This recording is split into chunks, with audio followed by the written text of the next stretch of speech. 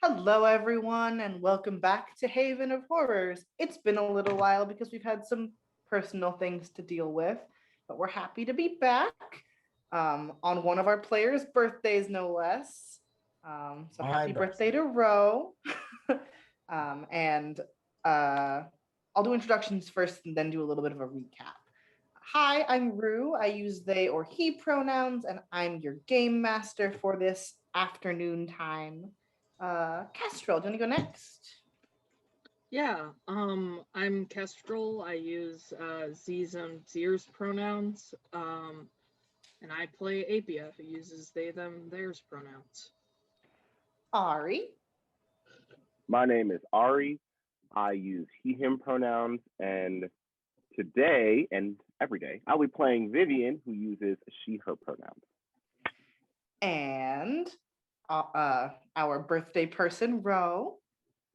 Hi, I'm Ro. I use they, them pronouns, and I'm playing Lena, who uses she, her pronouns. And this will be the second of our two sort of intermittent episodes. They're not cases, there's some time to spend with the characters and let them have some growth outside of doing spooky investigations while still having some spooky investigating to do. Last week, we went down into the stacks, and the artifact storage, and let them poke around in all of the odd objects that the Institute keeps in the basement, as well as going down to the deepest level of the basement and learning about the sort of interconnected network of ley lines, in a sense, that seem to connect the fears throughout the whole sort of region that the Institute is based in. And Alina picked up a book from the artifact storage area, and Vivian freed a mannequin person from their mannequin prison, and then put the mannequin prison on a necklace for fun and profit. And profit. For fun and profit.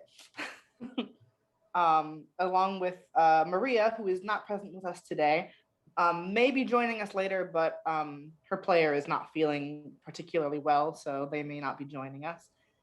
Maria picked up a new mouth, some teeth that integrated themselves into her elbow, and now she has a second secret mouth.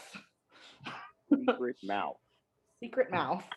But yeah, so that was your day, and you have not received a case still yet that's worth your attention necessarily. Cases come across your desk all the time, or Damien's desk, and they're just kind of like either too old to do anything about or not meaningful enough to do stuff with, like, oh, my door keeps opening and closing in the night, and it's like, well, I can't help you with that. But yeah, so there hasn't really been much time, like much for you to do aside from like personal activities and things. But yeah, so you have some time if you wish to do whatever you feel like doing. I know Kestrel wasn't here last week, and PbtA wanted to go looking in the archive, I do believe. Yep. First, we got to have a little sketch comedy bit, like a little 30 Rock bit, where we're sitting at the table and we're going through all of the stupid, random, ones, and we're just like, what am I supposed to do about that? What do you want me to help with that? And we're just ripping off of each other, ripping into these randoms who are probably just don't understand how a draft works.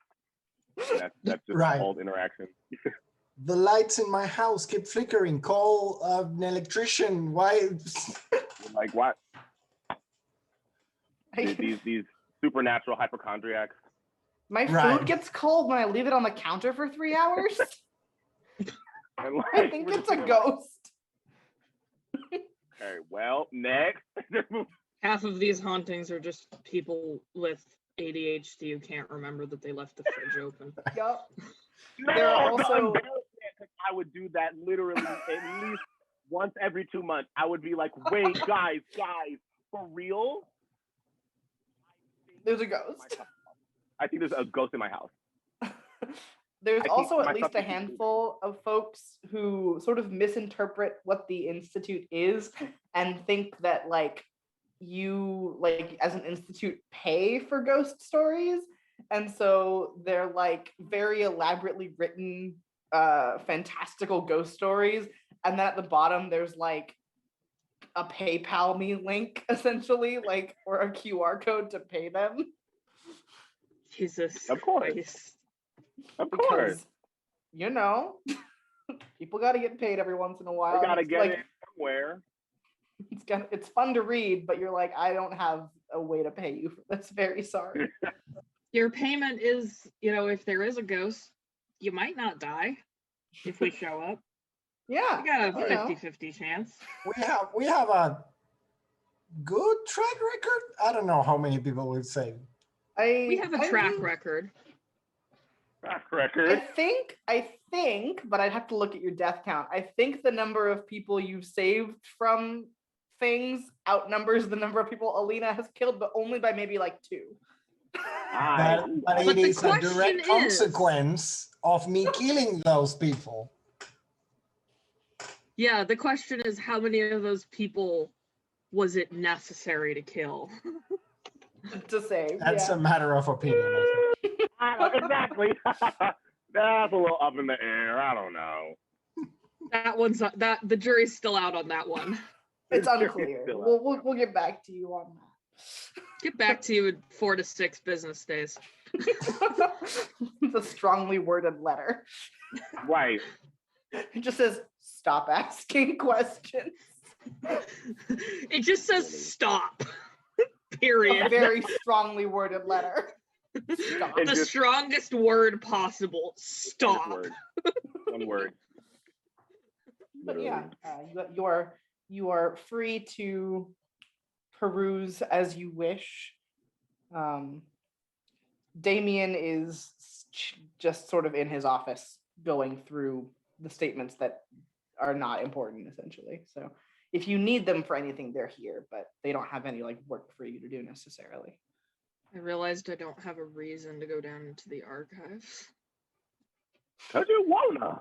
It's interesting down there. I mean, That's fair.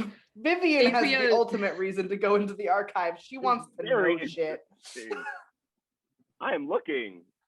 Apia's like just kind of sitting here like this, like not even like reading the statements, just letting you read them. And whenever one is particularly amusing, just like listening. And then eventually just pushes away from the table and stands up and says, I'm gonna go look in the archives. Maybe I'll find a dead body. And just walks out of the room. Like, oh. Not okay. inaccurate. Not And completely. potentially much more interesting than sitting here listening to people who forgot they left the oven on. Desolation burned my house down. I left the oven on. I imagine Alina looks up from her necromancy book that she found in the archive and goes like, Yeah. probably not the best idea to send Kestrel alone to the archive.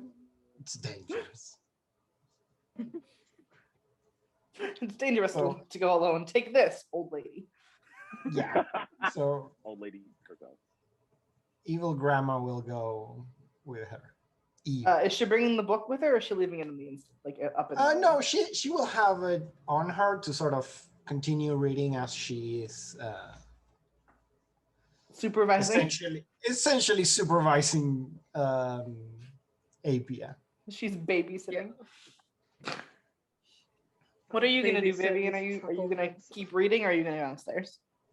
I'll catch up with you guys later. And Viv kind of scooches over to be in front of Damien's desk and is like, like how little kids that bring your kid to work. It's kind of just like being in Damien's space and absorbing their passive studiousness and kind of trying, because this is Vivian's first foray into into caring about anything. So she's like Yeah. sitting here like, okay, maybe I'll like see cool things by being here. I don't know. And eventually plans to ask Damien about the stranger. Literally about the stranger industrial. I sitting in Damien's office while he like reads through and like discards statements is like a bit of an auditory nightmare because he reads them under his breath out loud and then like tosses them aside if they're not interesting. And then if they are interesting, Damien like will hold the statement in one hand and like write furiously with the other hand without looking at the paper. So it's just like you hear reading and then the scratching of pen on paper the whole time. And then the occasional paper fluttering Yeah. away. It's a Damon's kinda just wild watching it ride. happen.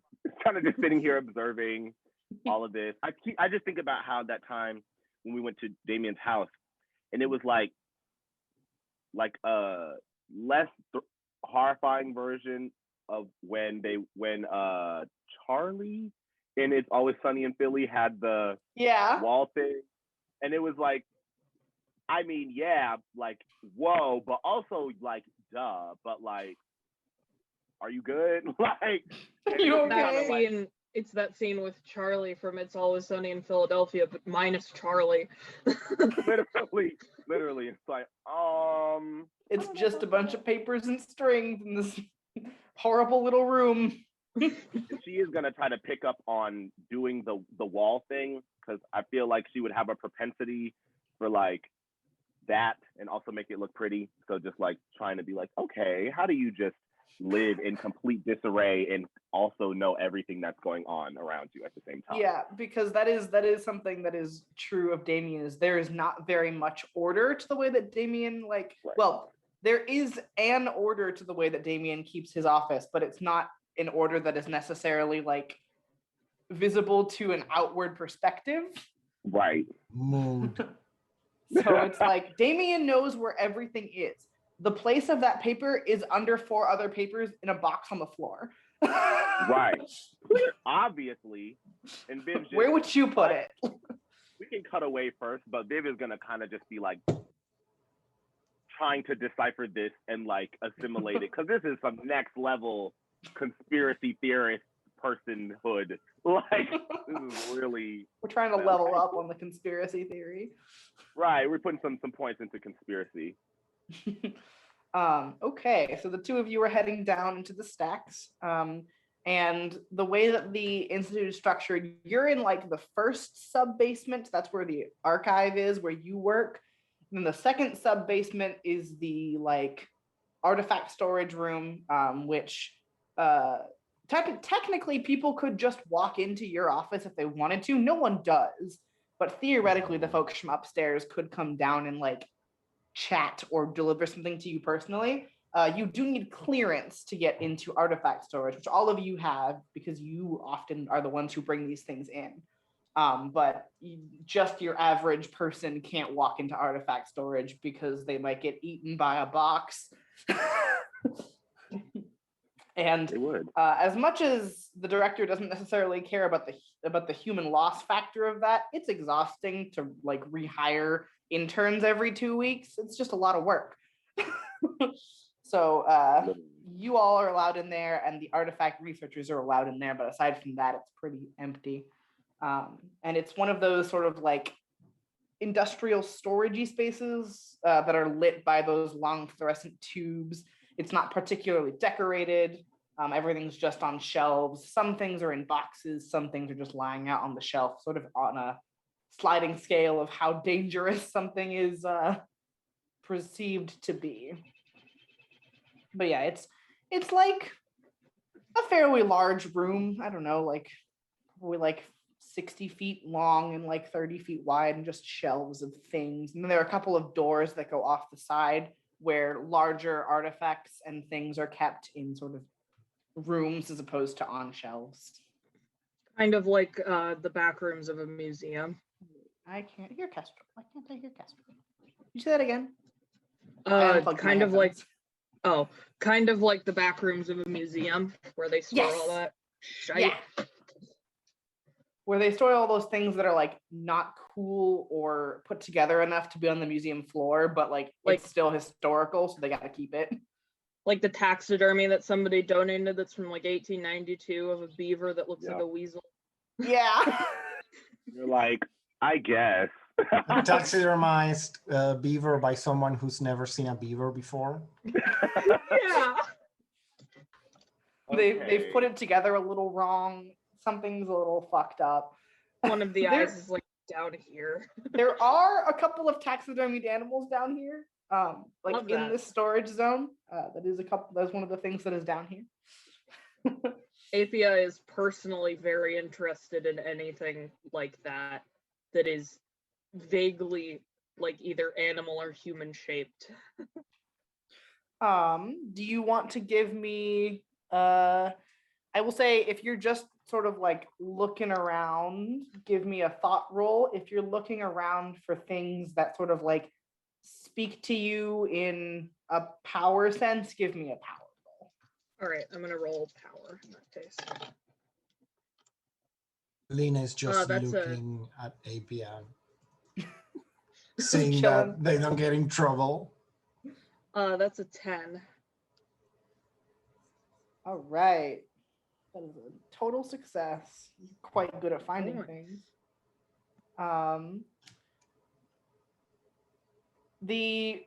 One of the first things that you like notice, and it's sort of like you're not really walking with any sense of purpose because you don't like know what you're looking for. You're just kind of wandering, and your feet draw you to one of the shelves about midway down. And it is a doll, and its label reads Bone China Doll, because they're all sort of labeled in vague ways. And underneath it says, "Do not handle." But it's not in a box. It's just sitting on the shelf. It isn't dangerous to the point of having to be put into a locked box. But there's a, it's very realistic. Like the detailing is very good. And I don't know if you've ever seen bone china, where when light filters through it, you can kind of like, it looks different than normal like pottery ware, so to speak. But yeah, it is very realistic, and like if you are not looking at it close enough out of the corner of your eye, you might think it's an actual like toddler. And it's just sort of like it hums in an agreeable way to you, if that makes sense. Like if Laura hums at an awful discordant opposite, this doll hums at like a nice harmonic tone to you. Apia kind of like very softly mutters, so what are you doing in here? Not entirely expecting an answer, just sort of musing. Yeah. Because sitting in the office listening to Damien shuffle. Move things around. If you like turn the card over that says like do not handle, the back of it gives a little bit more of a stronger description, and it says that the doll is of indeterminate age, according to whatever tests that they've done, but it was left to the Institute by a set of parents after their child went missing. And she went missing from the house, and there was no signs of forced entry or anything. But the mother swore that the doll looked different after she was missing, more like her. And rather than sort of have an investigation or anything, they just sort of left the doll with the Institute in hopes of being able to move on and cope. This is such a bad idea, but Apia wants to touch this doll so bad. Apia wants to touch this doll so bad. Vibrating. This is like a big red button situation where Avia desperately wants to touch this doll. I mean, I would argue every single object in this room is a big red button, so you can just like, that's just what this place is. Maria so grabbed fair. grabbed a handful of teeth from a bucket that kept growing more teeth. Thinks about the small pouch in Apia's third coat that contains nothing but human teeth. I love that for them. Avia has a variety of objects on their person, including but not limited to empty packs of gum, old coffee cups, and human remains. You never know when you might need it. You never know when You you need a never handful know. of teeth.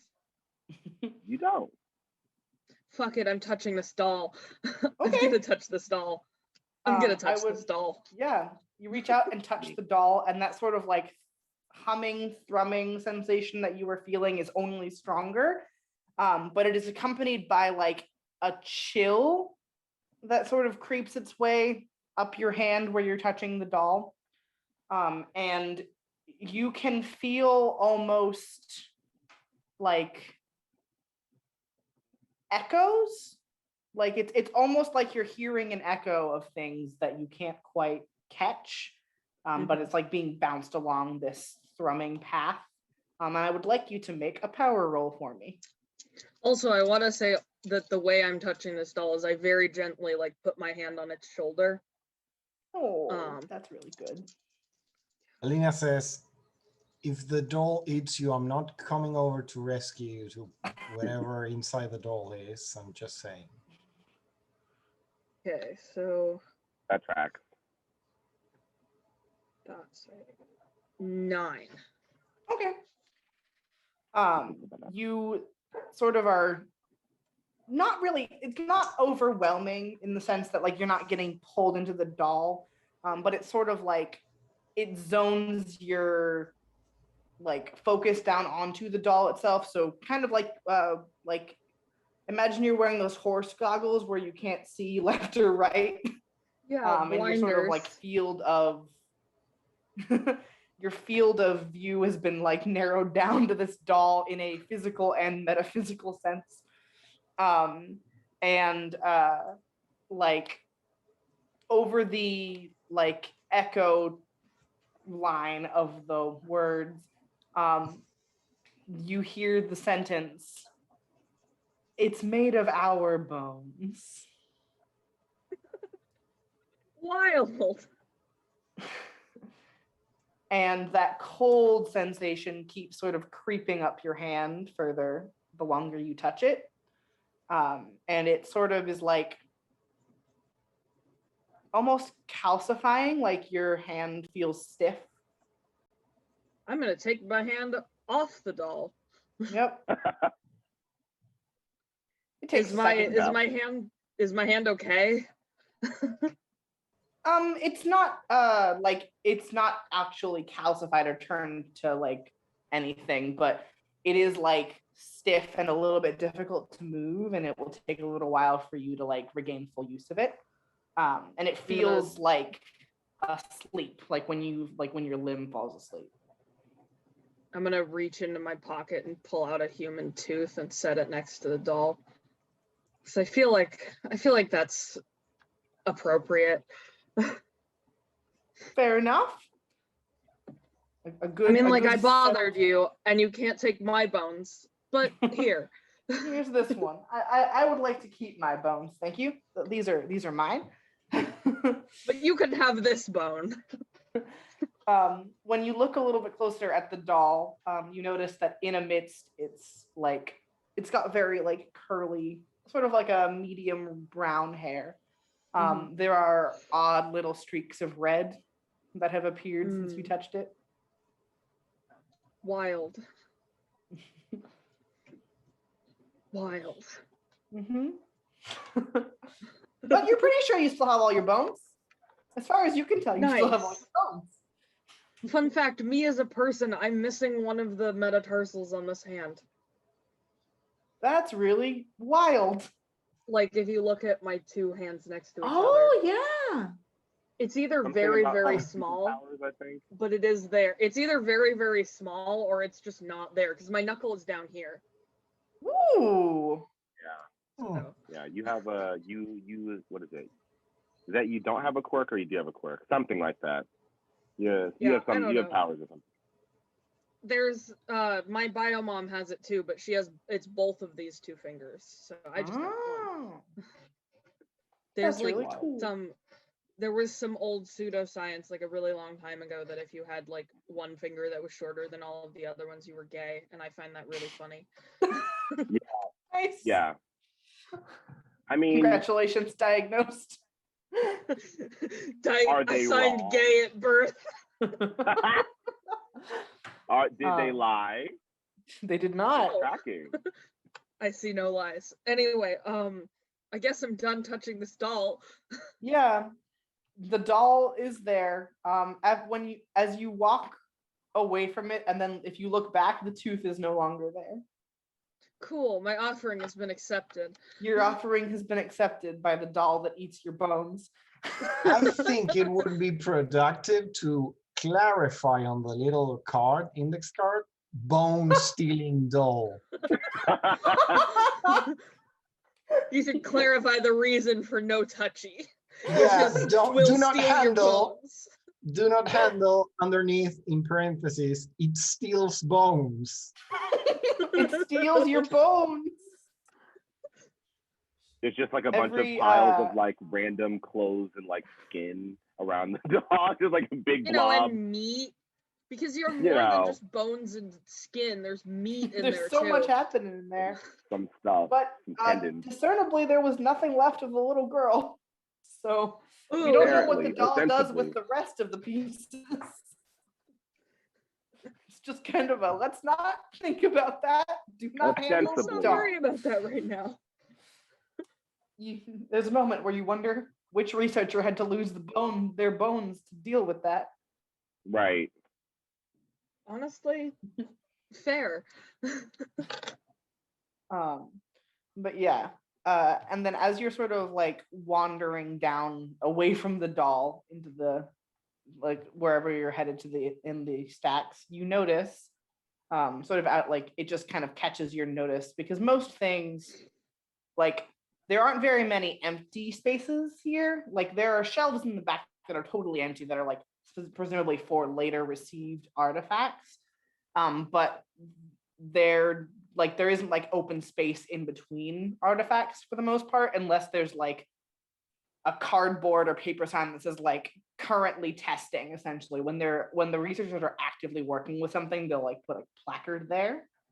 But there is an empty glass case labeled the Eternal Flame that is notably empty. That's not ideal. Just a little fun fact. I'm gonna take out my tape recorder and just write that down, jot that down for later. I'll make a note of this. What was it called again? Exactly? The Eternal Flame.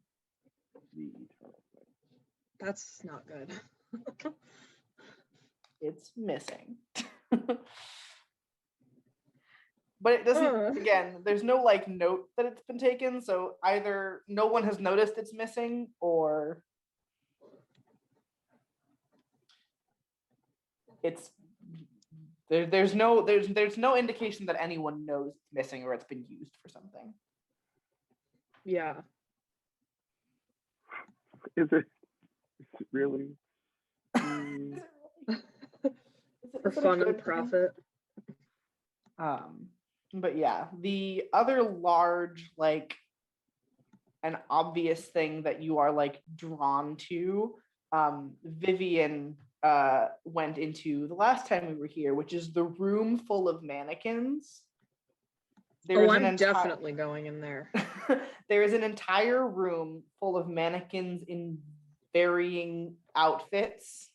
Like it kind of looks like you took a bunch of mannequins from different department stores and just kind of like shoved them in a weird storage room. But instead of taking their clothes off like you do with real mannequins, you left them clothed.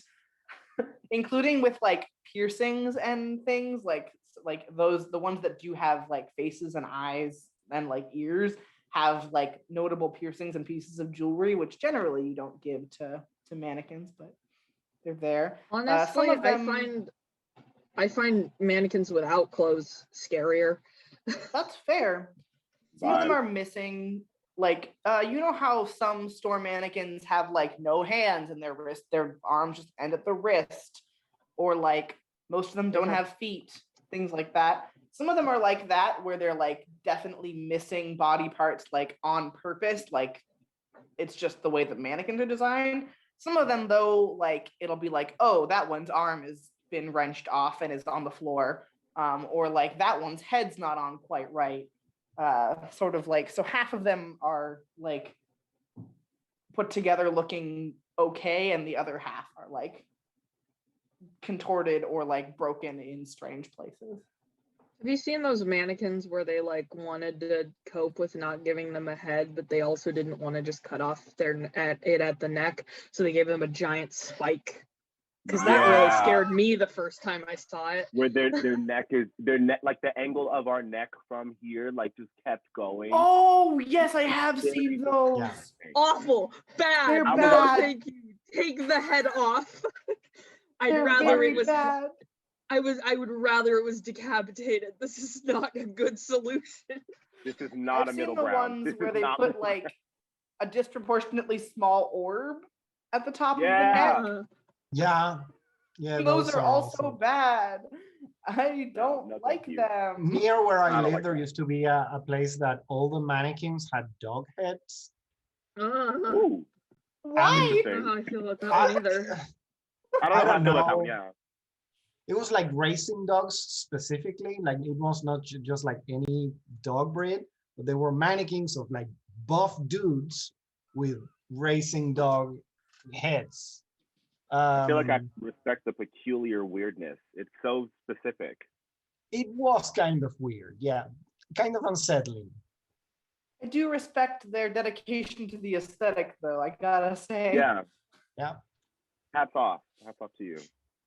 I once saw a mannequin that I found the cone head ones, but there's like ones that have like spike legs. And I'm just imagining if you combined all of these together and you just had a mannequin whose every appendage was just a cone. It's Like it's a the one starfish. Silent in Hill Thumb enemy, Thumb. I think. Or like when Old Navy was like having a sale on pants and they wanted to demonstrate that. So they had legs coming down from the ceiling From the that would ceiling, like that move. would walk. I was And like, apparently you could like they took one out because I don't know, they're fucking horrifying.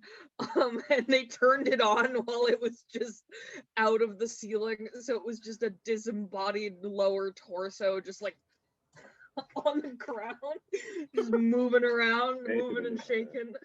Yup. Yeah, That's too much that's for the me. other thing that sort of calls to you from a power perspective. Cool. I'm definitely gonna look at these. As you enter the mannequin room, they are all in varying positions. They do all seem to sort of have sort of vaguely be facing the door, like their heads or their bodies are tilted towards the entryway door. And are you walking through them, or are you just sort of like staying in the doorway?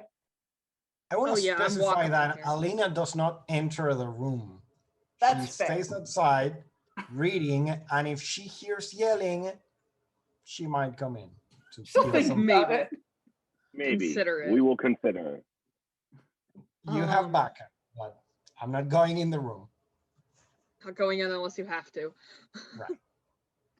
The first condition is that you have to. The second condition is that you want to. Both of those must be met in order for PbtA to have backup.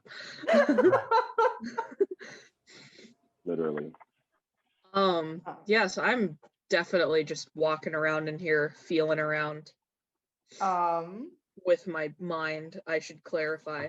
With your brain, yeah. I assumed you didn't mean you were just kind of like touching all the like Oh yeah. mannequins. Absolutely not. Can I get a thought roll to see if you notice something. Yeah.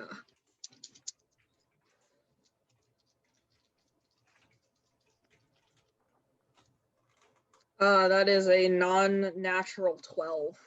Ooh, congratulations. You are thinking. I'm thinking on all cylinders.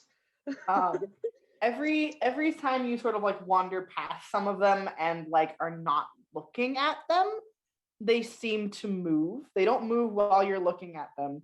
But the ones that you cannot see at any given point are slowly like, they're not like walking towards you, but they are like leaning and shifting and moving towards you to the point where like a couple of turns that you take where there were like a few of them behind you at any point, you're getting like almost like boxed in by the mannequins. And they always stop in like very like the second you like look, they stop no matter how sort of unnatural the posing is. We got strats. Apia kind of turns around and there's a little bit of red at the roots of their hair, and they tilt their head to one side and they say, you know, if you wanted to get to know me, you could talk to me outright.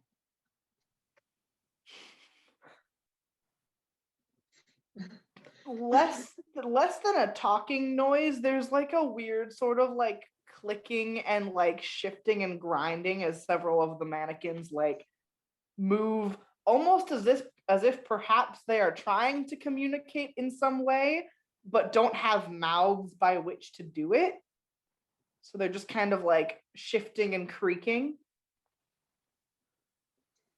Let's see.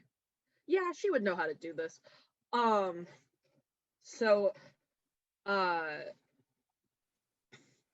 don't know if this is gonna work, but I'm gonna give it a shot. So more red kind of creeping into Apia's hair. They take out a piece of string and a small knuckle bone out of their pocket and tie them together and kind of hold it like this. Makeshift pendulum. Swinging back this way for yes and this way for no. And circle for maybe. So this is a witchcraft thing that I do occasionally, and I feel like Bella would know how to do this. Yeah, it's swaying. It's not going in any particular direction at the moment, but it's swaying in the way that pendulums swing because they have momentum that makes them go somewhere when they're moving. And the ones that are creaking and moving have kind of like stopped and looked at it with like interest, as much interest as you can glean from things without faces and voices. Yeah. So the first question that they're gonna ask is, do you need my help?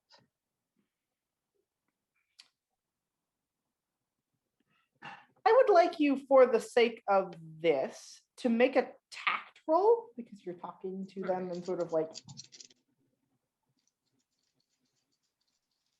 this will just determine how communicative they are, essentially. Shoot, that's a 7. Okay, this is that's like a body mixed language. success.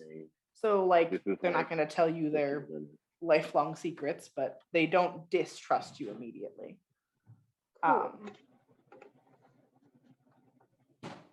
You get not so much a maybe as you get a strong pull towards yes and then an equally strong pull towards no, in the sense that there are multiple answers. So like some of them may be saying yes and some of them may be saying no.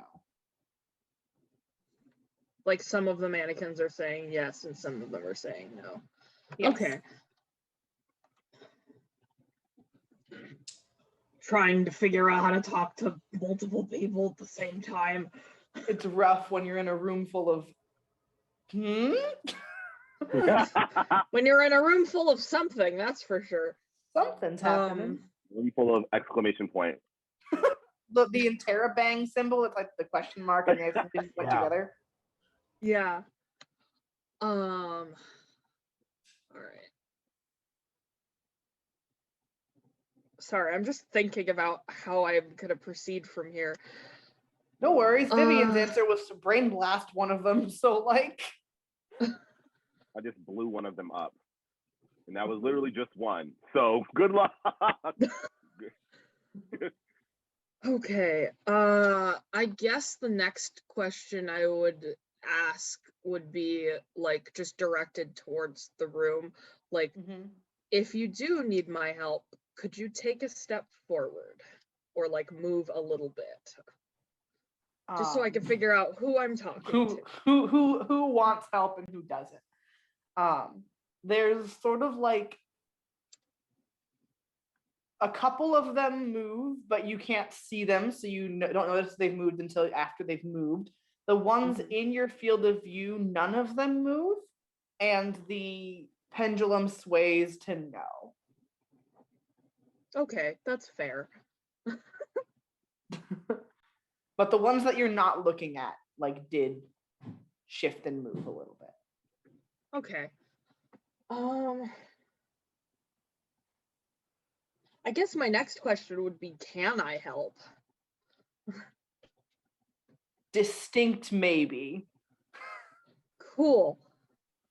Definite. I maybe. don't know how to. I don't know Very how to phrase. Strong maybe. I don't know how to, because I can only ask yes, no, or maybe questions. How, in the name of God, I'm gonna figure out what they need from me without just guessing everything under the goddamn sun.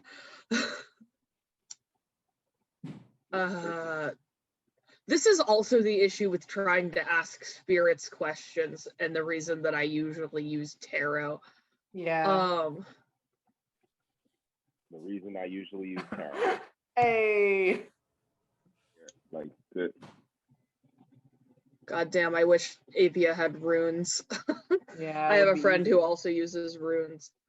Been a done deal at that point.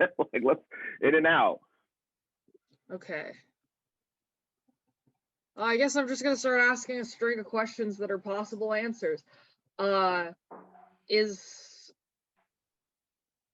do I want to phrase this?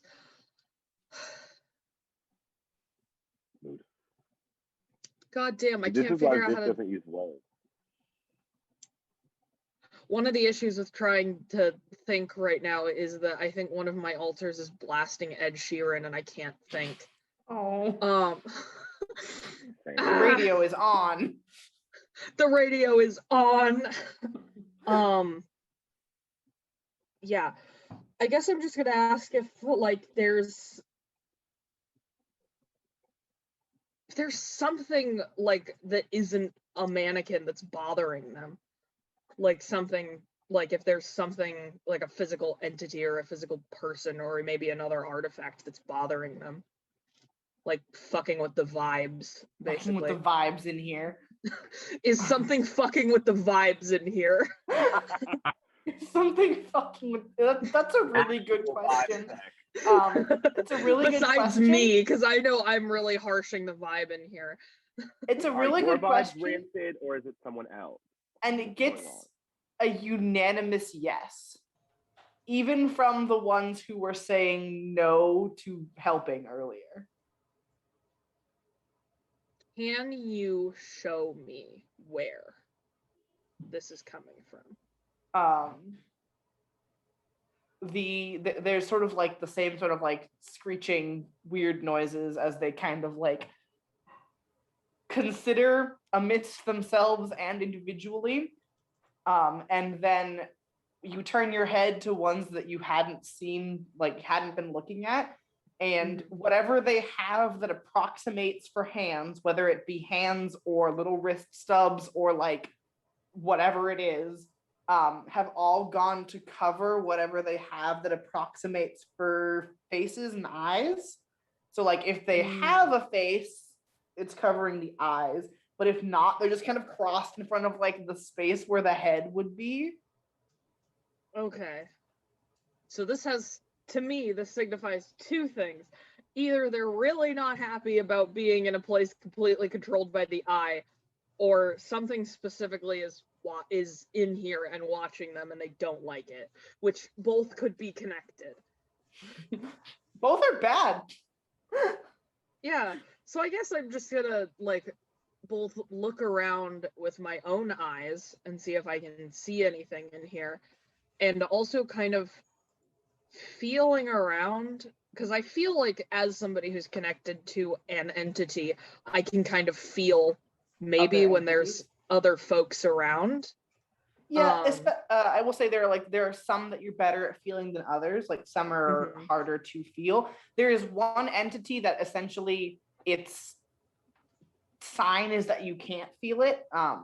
So like with the exception of that one, which like can't be yeah.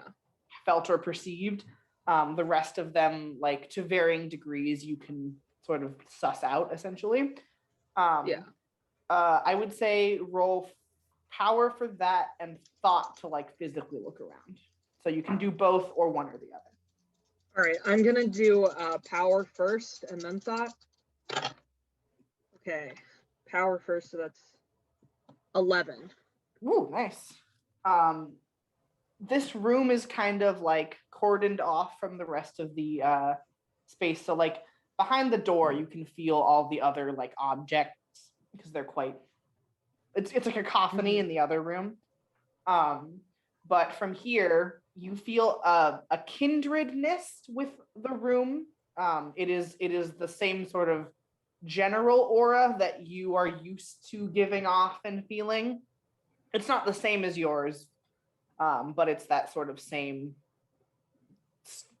strangery feeling Stemming from the same, like, stemming from the same source, place. Yeah, basically. Two rivers coming from the same spring. yeah, that's really nice.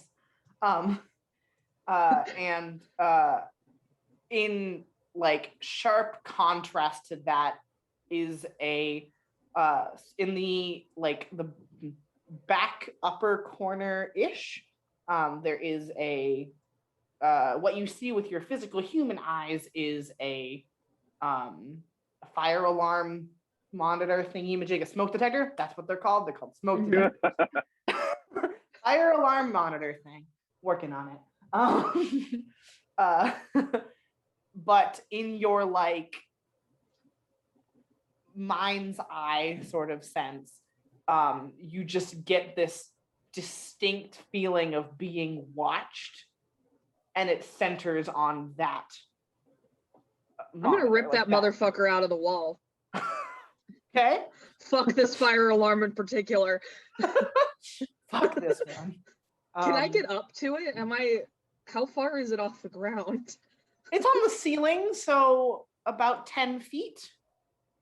This little bit room less. gave me Okay. lonely energy. This room gave me creepy. You know, rooms that are like too short. Like nothing is really too short, but like the average height for a ceiling is probably like 9 or 10 feet. And when a ceiling is like 8. 7 feet, you're like, even if you're not close to the ceiling, you're like, ew, why am I trapped? This room gave me that energy, even though it's not that. That's just It just feels smaller. But yeah, it's about 10 feet. So it would be a little difficult. You definitely have to like do some jumping or some maneuvering and potentially stepping on some mannequins to get up to the height that you need to. Is it feasible for me to have like an arm bone in my pocket that I can use while I'm jumping? Give me a flat roll for that. I'm just like not Alright. like don't add Roll anything. for bones. Roll for bones. Yeah, I want to see how many bones you have in your pocket at any given time. I got an 8. I think you have an arm bone, but it's not like a strong one. So if you hit it particularly hard against something, it'll probably shatter. So you don't have like, it's got like micro fractures. All So right. you do have the arm bone, but it's got micro fractures. All right. Let's see.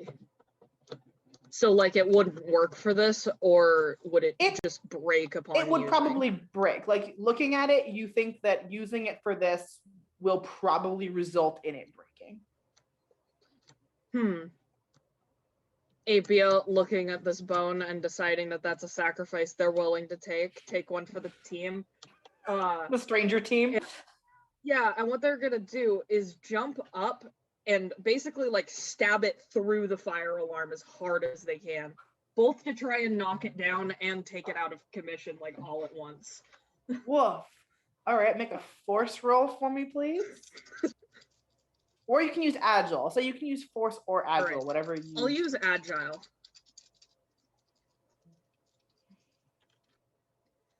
That is a 10. That's a total success. Congrats. So you jump up and sort of stab this bone in, and it shatters when it makes contact, which leaves these jagged edges to the bone where the marrow is. And you sort of like jam those jagged edges into the like central mechanics of the fire alarm. Yeah. And then like when you like whip it to the side, it's sort of like skewered on the bone tip, and then you can like toss it to the floor. Nice. And it like cracks. And in its sort of like insides, its technological insides, you do see a camera. But beyond the camera being a physical watching thing, you do just feel an overwhelming sense of like how this object is watching, but that sense is kind of like dulling down because it's been broken. Cool. I'm gonna put that in my pocket to take it somewhere else. Somewhere that isn't here. Alina, hearing the ruckus from inside the room, goes like, while still reading her book, like goes like, "Everything okay in there?" Apia, just as loud as they can without raising their voice, says, "Yes." Good. And hoping that it reaches you. Text to speech on max volume. Yes. Literally. Does Alina buy that, or does she do anything? Yeah. She's fine. All right, keep reading. Like, play nice. Yeah. Play nice with your friends. All right, so I'm gonna take out the pendulum again, and I'm gonna say, like, basically, did that work? Like, is that the issue? Some yeses and like a little bit of the turn of a maybe. So like yes, but not all of it would probably be the best like way to discern that. Yeah, I think Apia is gonna say, well, I think this might be as close as we're gonna get in the basement of the Institute. Yeah. Cool. Understanding crunches. Understanding crunching sound. Apia is aware that they might get in trouble for absolutely bodying this spying device, but also, like, that's a sacrifice I'm willing to make. Because y'all are bothering the mannequins, and that's both, like, not a good thing from the fact that Apia has, like, a kindred spirit with these things, but also, don't piss off the mannequins. Just in general. Not a good idea. There's like 100 of them in here. You don't want that. The mannequin army is fucking ready. Yeah, because like if you make them angry the next time because someone eventually has to go in here. That's not particularly. Yeah, Vivian. You when you weren't here last week, Vivian used her brain power to turn one of them from a mannequin back into a comatose person. Oh no. Oh god, oh fuck. Are they still in here? No. Vivian took her to the Institute doctor zone. Okay. Good to know. That person's not here. Everyone else that's up in the air. Are they here? Are they not really here? What is here? But that girl is chilling. You are not sure how many of these were once people. They were definitely not all once people. Like some of them are just like stranger manufactured mannequins. Some of them may have once been people, but have like been so far removed from being people that they are just part of the like structure.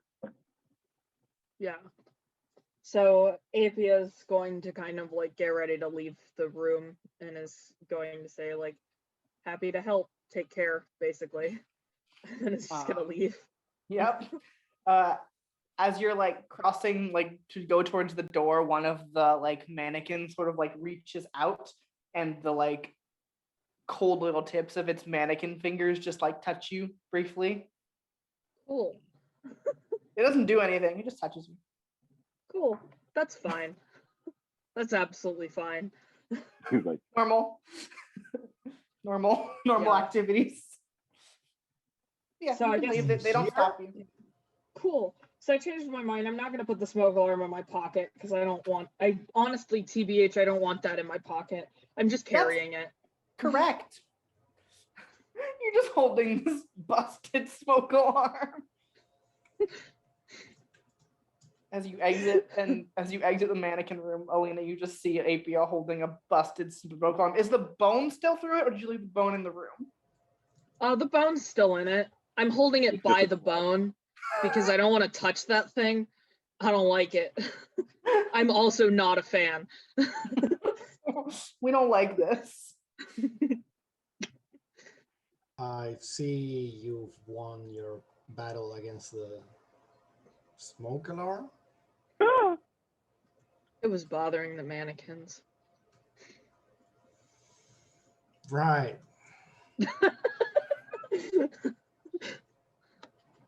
Those are sentences that make sense. The smoke alarm. I destroyed the smoke alarm with a human arm bone because it was bothering the mannequins. Sure. That's the sentence. That's it. the whole story of what happened. The long and short of it. So we're gonna tell Maria when she comes into work next week. Hey, So I don't think it start a was- fire in that room. There's no more fire alarm in that one. Yeah. Yeah. Ideally, don't start a fire in any of the rooms here. Plot twist: the mannequins just wanted an excuse to have a bonfire. They wanted an excuse to light up in the. Yeah, they just Light up. it's 420. They want to light the fuck up. They're just lit, that's all. The moment you leave, they're just. They can't smoke, but they can set a big pile of weed on fire and hotbox the room. And it just aerates their wooden mesh cloth frames. Yeah. Just One of the reasons just absorb goes in it to like check passively. on them, and they just open the door, and it's just like tons of Whoa. smoke. It's It's like, oh, the yeah, most that's just what chill they do that now. Artifact Reacher has been in years. Mannequins are just vibing. Just the vibe. Let Oh, them vibe. No appendages, no fingers, no faces, just vibes. Just vibes. No identities, just vibes. I want a shirt that says no appendages, just vibes, and then it's a mannequin but with no arms or legs or head. It's just a It's just- torso. It's just just a dress vibing. form. Yeah. The dress form, No chilling. appendages, just vibes, and it's just a dress form. You know what? Good for her. I'm gonna start making Haven of Horrors merch of the weird shit we all say. Literally. Real queen. There's energy. one that's just a smoke alarm impaled on a piece of A piece On of a piece bone. of bone. I like that. Oh. I ought to get that. as a Yeah. sticker. Those are all the things that caught your energy focus down here. Cool. I'm ready to go back and probably get yelled at for destroying this fire alarm. I mean, Someone We'll will know. know, definitely. Someone will know. Maybe even two people. At least one Probably. person will know. At least one I person mean, will know. at least one person already knows. At least one. Me. I'm going to tell Damien simply because A, I'm at the stage where I don't give a fuck, and B, somebody needs to know not to start a fire in that room. Literally. I mean, Please it's not don't like let they people can know. fire you at this point, I think. Yeah. I think you have tenure or something. I don't know. Everyone Well, has it's- tenure. The moment you sign your contract, you got tenure. Bam. Well, the issue is that the reason APIA is here is because the Institute wants to keep an eye on them. So, just like APIA doesn't really even like care about being here. Yeah. That's We'll be fair. fine. So Yeah. you APIA can- just you can- walking back into the office with Damien and Vivian, just like, don't start a fire in the mannequin room. Oh. There isn't a smoke alarm in there anymore. Is it because you're holding it? That would be it, yeah. Should I place an order for a new one? I'd prefer if you didn't. Actually, instead of saying Apia just says, we'd prefer if you didn't. And then they're like, oh, okay. Oh, okay. Okay. Fair That tracks. enough. That tracks. I thought you guys might want this back, though, because I can tell it's not just a fire alarm. Damien will reach out and sort of like very delicately pull it up off of the bone and be like, I don't know if you want to keep that. Apia just like puts it back into their pocket where it immediately crumbles into like 16 pieces. And then like they're holding this like broken thing. I'll do something about this. And just sets it aside on another corner of their very disorganized desk. Random stuff. Apia is also going to say, I think one of the cards down there is also missing a bit of information. It's a porcelain doll. I think it should specify that what it does specifically is steal your bones. I will write That's a what memo to that the was. artifact researchers and ask them to amend their cards. Thank you. Gross. Those are not in my control, I'm afraid. Apia just doesn't have the ability to send a memo. Yeah, Apia can't send an email, an interdepartmental Literally. email. Yeah. Apia Both is the because only they don't reason- have the clearance and also because they would instantly destroy the computer.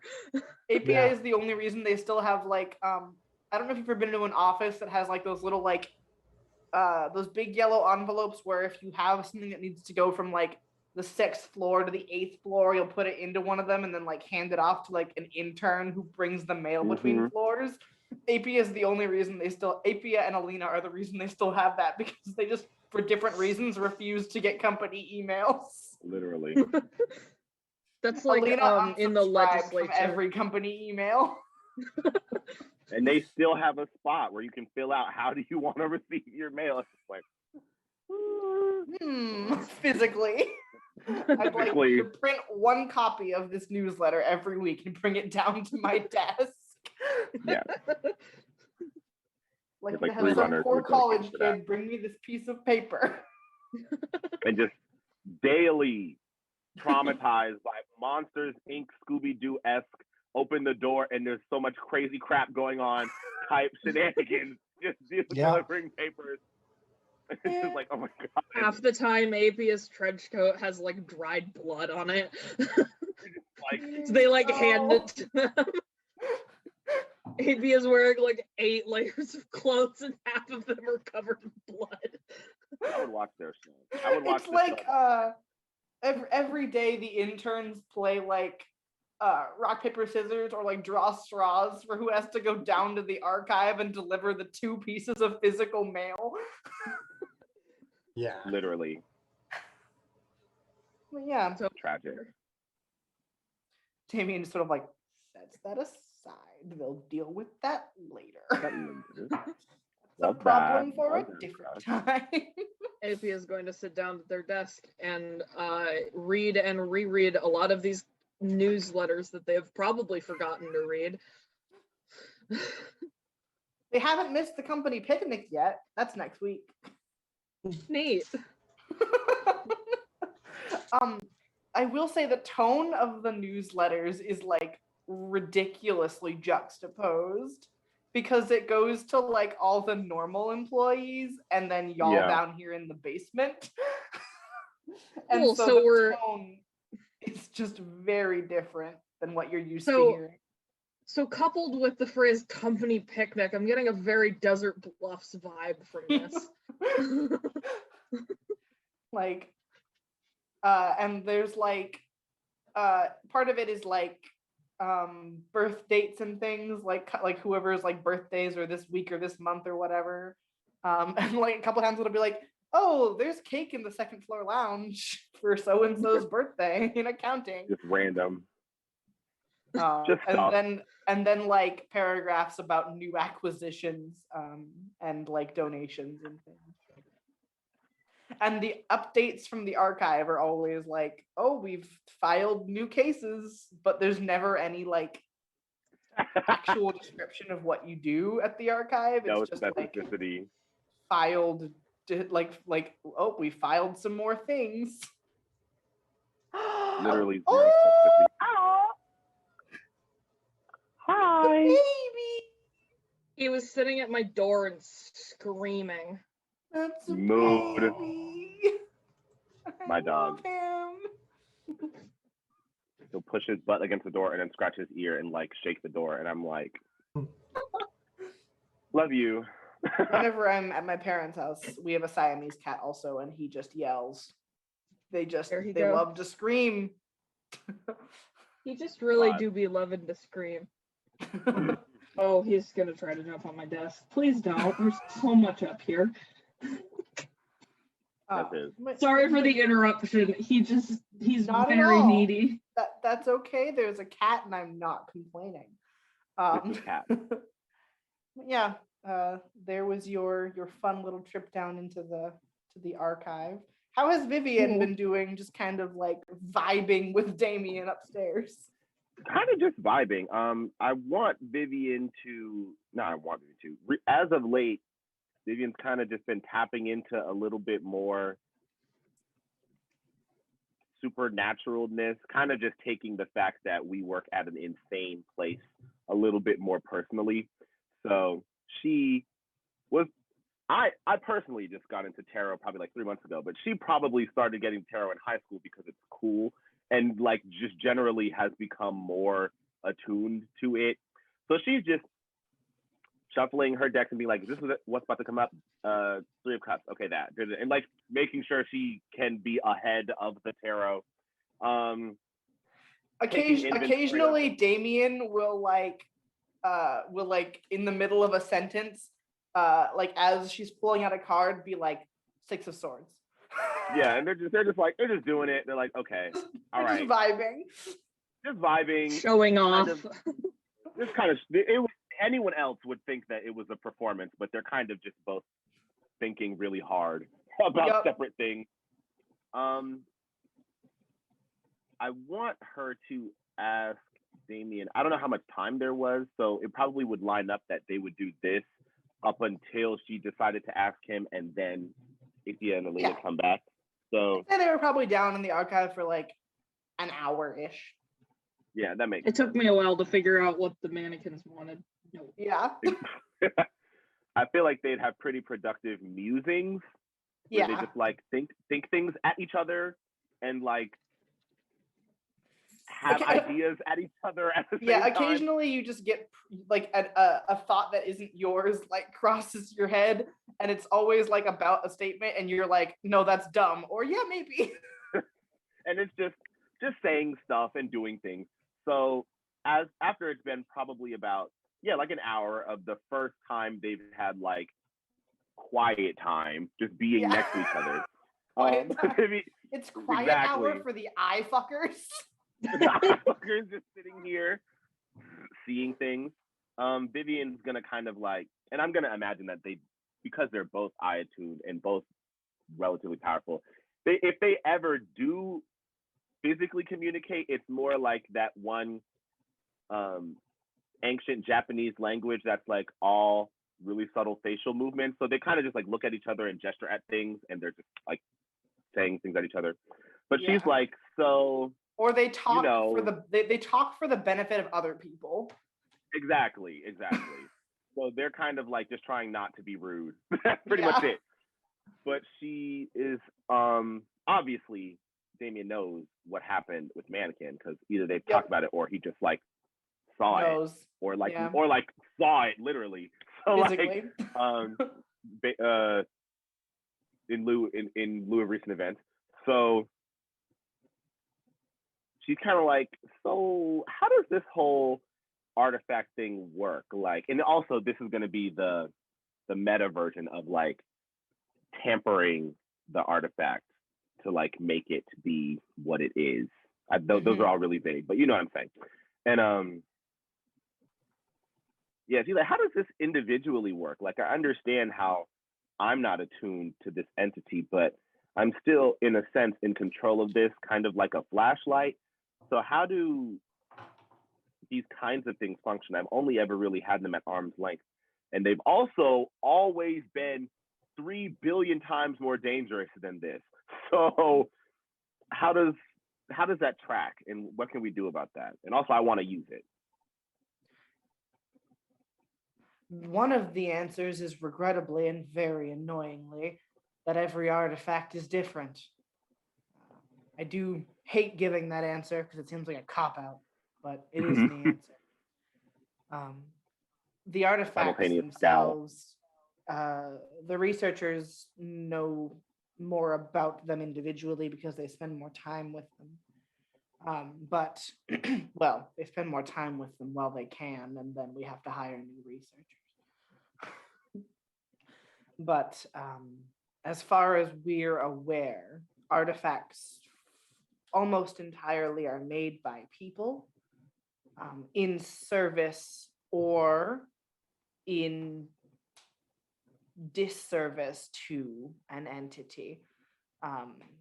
Either they're made as a form of worship or a way to contact their entity, or they are made to encompass or track or hinder a different entity. So the reason they are more or less powerful depends on the knowledge and power of the person creating them, so to speak. What you are carrying is of the latter type, using what abilities you have to contain or otherwise hinder an entity. There are a couple of artifacts similar to yours. The stranger is easier to contain than others. So several people have found ways to keep bits and pieces of it locked up, so to speak. I've been thinking about how bothersome Laura is, not even has been, but really just is in general. And you can see Damien sort of like the memory of the absolute fucking headache that Laura is just ghosts over Damien's face. They're just both sitting there like, this bitch. They're just both sitting there, we hate her. And considering how not even powerful, but distinct her realm functions as, I kind of was considering this as a means of spying. The one drawback to the way that we exist is that while we know everything, everyone knows that we know everything. So there's kind of, you lose out on knowing things that people don't know that you know. So I kind of want to not do that, but also that's kind of tricky. I've been considering using other mediums like the tarot and possibly a scrying bowl in my office to be perceptive in a less brute force way. Do you think that this could possibly assist me in doing that silently, quote unquote? Or would I need to kind of parlay with the entity to kind of not get mad because I know they're not really a fan of us either? I would say yes, that the entity in particular that you have harnessed a little bit of is not particularly fond of us, but they're not particularly fond of the force that Laura serves either.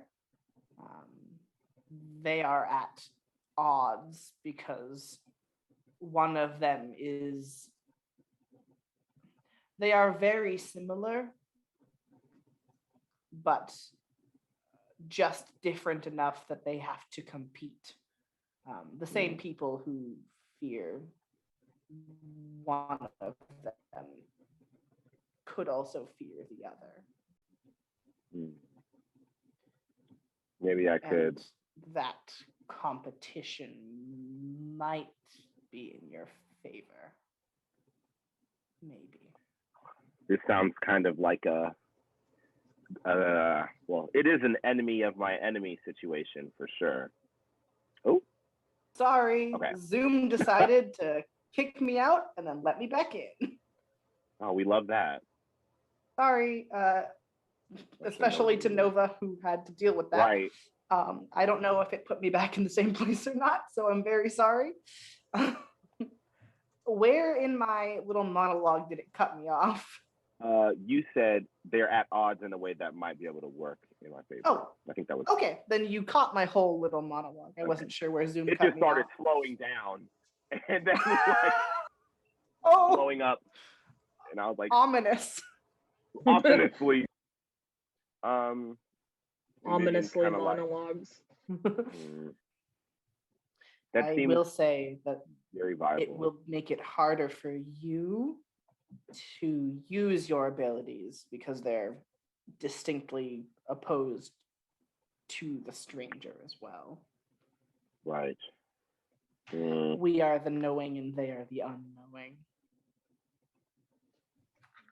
Okay. It might take a little bit of training, but I think it's not completely off the table.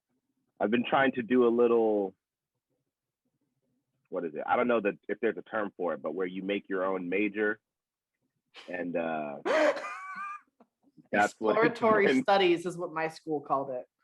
There it is. We're doing a little bit of that, and she kind of like leans in and whispers, but like, you know, whatever. And she's like Brain kind of trying to whispers. beat Laura at her own game. And I know that one of the abilities of the spiral is their navigational prowess. I was going to try to spec into that specifically and use it and all-knowingness to very rudimentarily, very brute force not die as much as we do when we interact with her existence. I feel like it could allow me to build a layer of resistance to our psychological discombobulation that the spiral is, where it just slaps you and you can't even perceive, to maybe just be like, well, I can at least perceive this universe. I can maneuver this. And would be really hard, but could that be something I can study, do you think? Or would it just come with time? It has been theorized, but never proven, that the way perhaps to defeat the spiral doesn't seem like the right word because we never really get rid of these things. We just stop Right. them. But the way to attack the spiral would be a way to map it. No one has, as far as I'm aware, thus far succeeded in mapping it. But that is what some of the research I have read thinks would be a potential solution. If you had a way to know where you were, no matter how the hallways changed. I see. Vivian kind of just like putting the pieces together. But I would be very careful because it runs the risk of a mutually assured destruction. Right. Because if you are equal-ish to each other in power, you can sort of cancel each other out. But that could result in both of you suffering consequences. Makes sense. And Vivian, kind of, I guess this wouldn't be the same, but the way that they do this is probably like very consensual, for lack of a better word, but she like kind of uses her too to ask what the research is, and he kind of like just says it at the same, so it's just like, like, tell me what that is, and like there's no opposition, and kind of just gets all of the raw materials for researching this, and it's like, all right, I think, and to be clear, she says this with her mouth, to be clear, I'm not attempting to map the spiral, I'm not that crazy. It's like, that would be insane. And it's like, it says this to everyone in the room. There was no talking before. And he just stands up like, I am not trying to map the spiral, just so we all know. But I think the ability to conceptualize what it would even take to begin to map the spiral is the first step to not getting washed in interactions, which is very, very valuable, especially considering the role that I tend to play in these kinds of situations. Yeah, because at current stages, Laura can like knock you on your ass. And then we have no more Google and our GPS is gone. So ideally, we can stop that. So I'm gonna go get those books out of the archive now and hole myself up in my office and start to do the framework for this. And even though she doesn't seem like it, Vivian's really good at math, and this is a lot of theoretical physics. Annoyingly enough, this is like actually just theoretical physics. So she's gonna be in her room like tearing this up, and everyone's just really disproportionately intelligent and dedicated, but just like for the next probably 3 weeks, she's just doing this math, the most math ever, trying to like interpret how she can extrapolate something that is not only extra dimensional, but like extra that dimensional as well, and just grapple with it, period. And that's all. But she's starting that now and getting the books out of the archive. Yeah. We're gonna take a quick break before we go and do the next scene that we have planned. So we'll see you back here in about 10-ish minutes, give or take. Thank you for vibing with us in the Institute basement with the mannequins. We love them.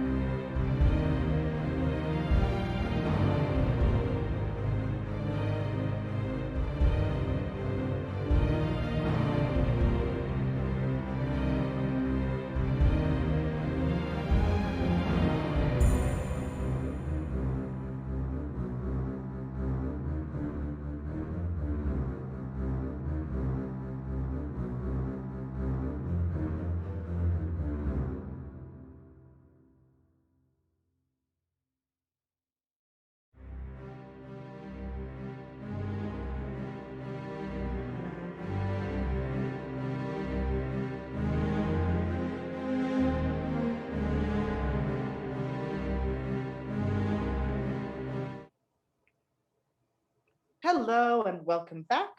Thank you for taking a moment for our break. I will say that the second half of this episode is going to have some heavier topics. We're going to talk about death and a bit of generational trauma with some mentions and references to the Holocaust and how it factors into some backstory things. You're good. You're good now. Sorry. Along with, on top of that, in another part of this, we're going to have some bits about conspiracy theory and spying and being watched. And I know that can be triggering for some folks. So just just for safety reasons, I wanted to include some trigger warnings at our halfway point. We are going to sort of take a step away from the Institute, away from the usual day-to-day, and join Alina on a day off. Not necessarily the weekend. I don't know what days Alina takes off. She can take off whatever day she wants. It's not like the Institute has a really strict 9 to 5 Monday to Friday schedule to adhere to. So you can, what does Alina do when she's not at the Institute? She usually doesn't take a lot of time off. She's even if she's not working at the institute, she will usually be working. She's not the kind of person that thinks a lot of like ludic activities. Whenever she's not at the institute, she will be doing research and things like that. But yeah, she's always kind of on work mode, with very, very little exception for things like this, because she's essentially going on a social call to the cemetery. Yeah, we're taking a social visit to the cemetery. It's pretty normal. Mhm. Normal behavior for normal people. The caution tape is still up where you you Where we all left wrapped it. the caution tape around a grave. Still hanging out there. You're frozen, I think. Oh, Zoom, why? Am I back? I think so. I don't know. Yeah, I think you are. Okay, sorry. Okay, Sometimes yeah, it Zoom just gets really froze for a mad at me. moment. So I imagine Lena is walking around with a bag of stuff and the book she was previously studying in preparation for this event. I don't know if she can see ghosts at the same time that she's doing physical activities. No, Right. she needs to astral project to see ghosts. Right. Well, Well, then to see standard ghosts, I will say. Some Right. ghosts are corporeal enough for her to like interact with in physical form, but to see most of the ghosts, she would need to be eyes zoomed out. Okay. She will then sit like I'm trying to think of how she would do this. She will sit nearby the grave of a Corsair. Yeah, Corsair. And without sort of looking into the world of the dead yet, she will sort of call out, saying, "Anyone home?" While she starts sort of preparing flipping. different things. Yeah. There isn't like a verbal answer, obviously, but there is like a chill down the back of her neck. It's not like a threatening, scary chill, but sort of like an acknowledging chill. They recognize Around- you, so Around the time she sort of feels like most of these things are ready, she will sort of shift and look around. Corsair is like the last time you saw them, they were like sitting with their back up against his grave, essentially. But this time they're standing and sort of like looking intrigued over your shoulder. They can't read this book for one reason or another. You don't know if it's because they can't read or if it's not like discernible across the barrier of the dead, Yeah. but they can't read it. But they are like looking at it intrigued. But before you like do anything, to say, did you find what you were looking for here? Oh, sort of. In a way, you helped us in the right direction. There's still the matter of the woman you told me about. I still haven't found her, but in time, I'm sure I will. I said I wanted to help you, and I brought something that might just do that. I don't understand. How could you? Well, you see, I work with an institute that sort of investigates matters like, I suppose ghosts is one part of it. Supernatural matters. I never liked that term, supernatural. If it exists in the world, then it is part of the world, isn't it? Anyway, You've given Corsair a new philosophical question to ponder, and they just Yeah. kind of like nod. You were looking for someone, in a sense. At least you wanted to know what had happened to someone, right? Yes. I have something better for you. This book that I found in the institute that I work at is called Reunion, and it deals with reuniting. I imagine the intended effect was to reunite the living and the dead, but since all parties are most likely that involved in this, I think I can, with the knowledge that I already have, work it so that you and this person you were looking for to at least briefly see each other again.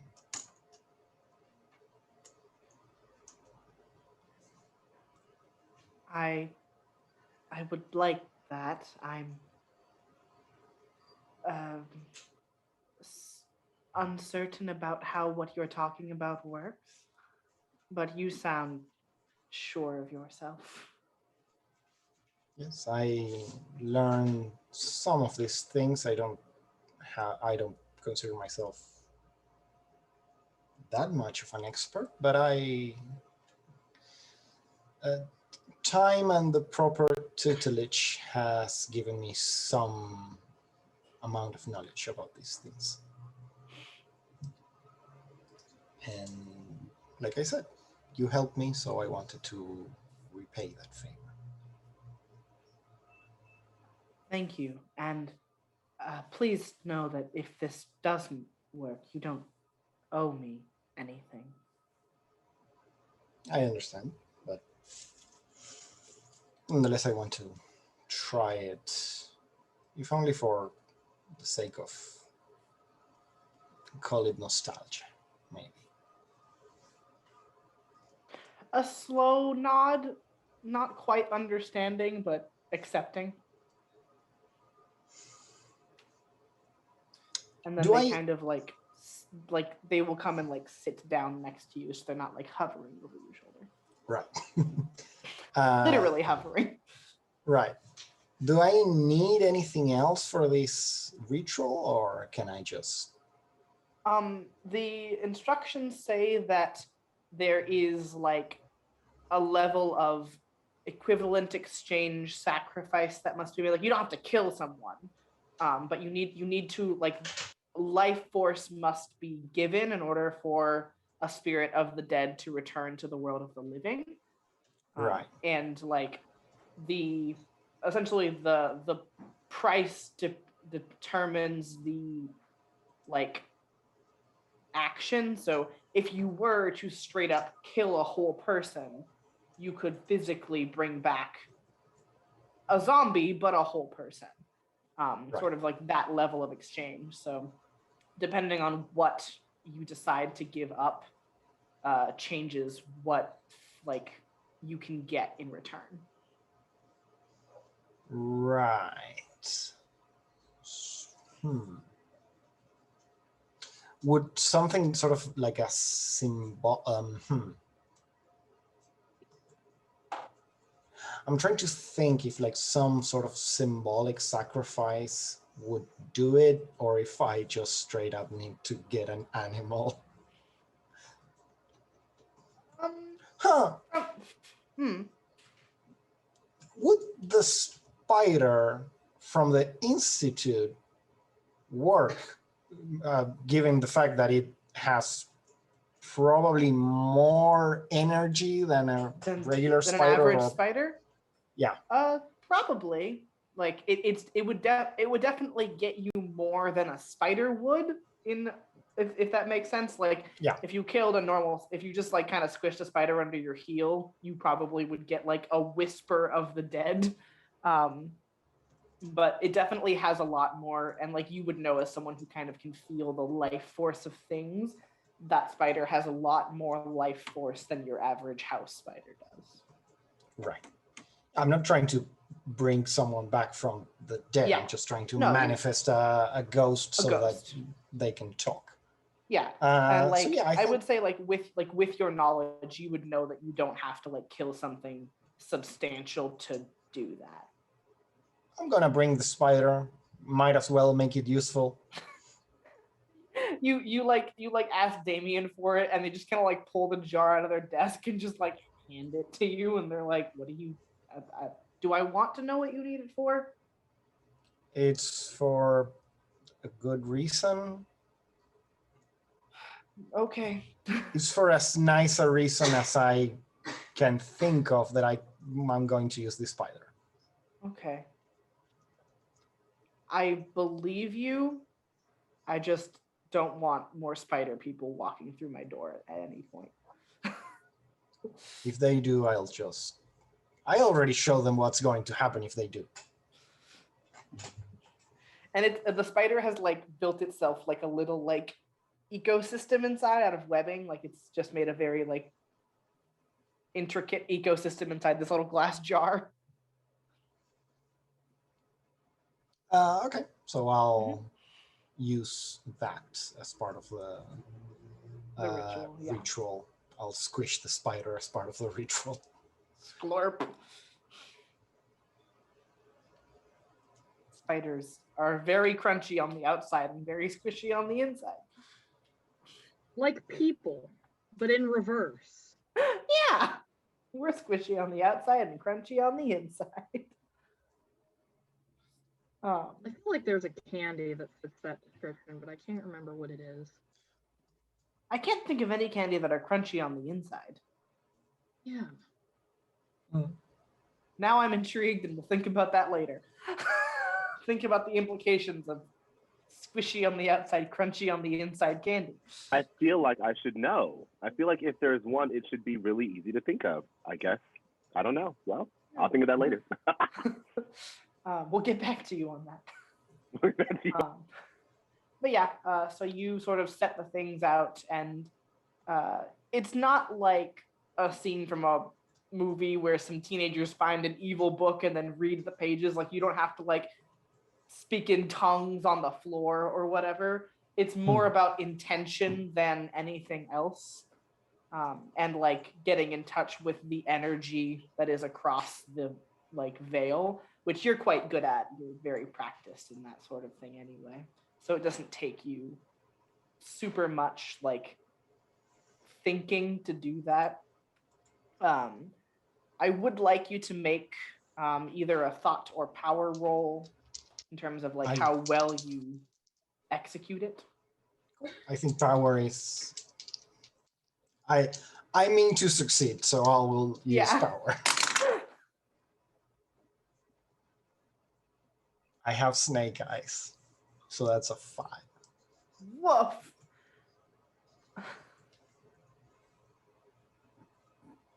You are surprised by the amount of energy that this spider contains. It is more than you thought it was. And as you sort of like open this like space to call out to the one ghost you're trying to get to, you feel as the like ripple sort of expands to a larger space than you intended for it to. And they don't stop to menace you, they don't do anything, but you are distinctly aware of several like spirits, and not entities in the capital E sense, but energy forces that like claw their way through the hole that you make essentially and escape into the world of the living before a seemingly normal looking person sort of just walks out of the opening. This is who you actually opened the door for. I'll deal with that later. That's a problem for next week, Alina. As a person in similar era clothing to Corsair steps out, and he looks thin and rather like pallid. In terms of like, all ghosts are pallid, but like you can tell from looking at him that he was not well when he crossed, and sort of like steps through and is like very confused. Was not. It's a bit like waking up in an entirely new place. Like, oh, how did I end up here? But sort of before he has any like room to speak or react, Corsair has sort of like leapt up from where they're sitting next to you and like ran over to him and like begun like speaking very quickly and excitedly, asking how he is and asking if he's okay, and all those sorts of things.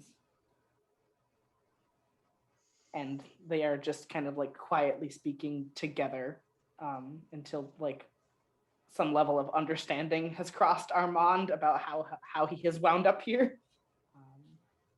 And then like he like looks over where you are and like takes a very deep bow and says,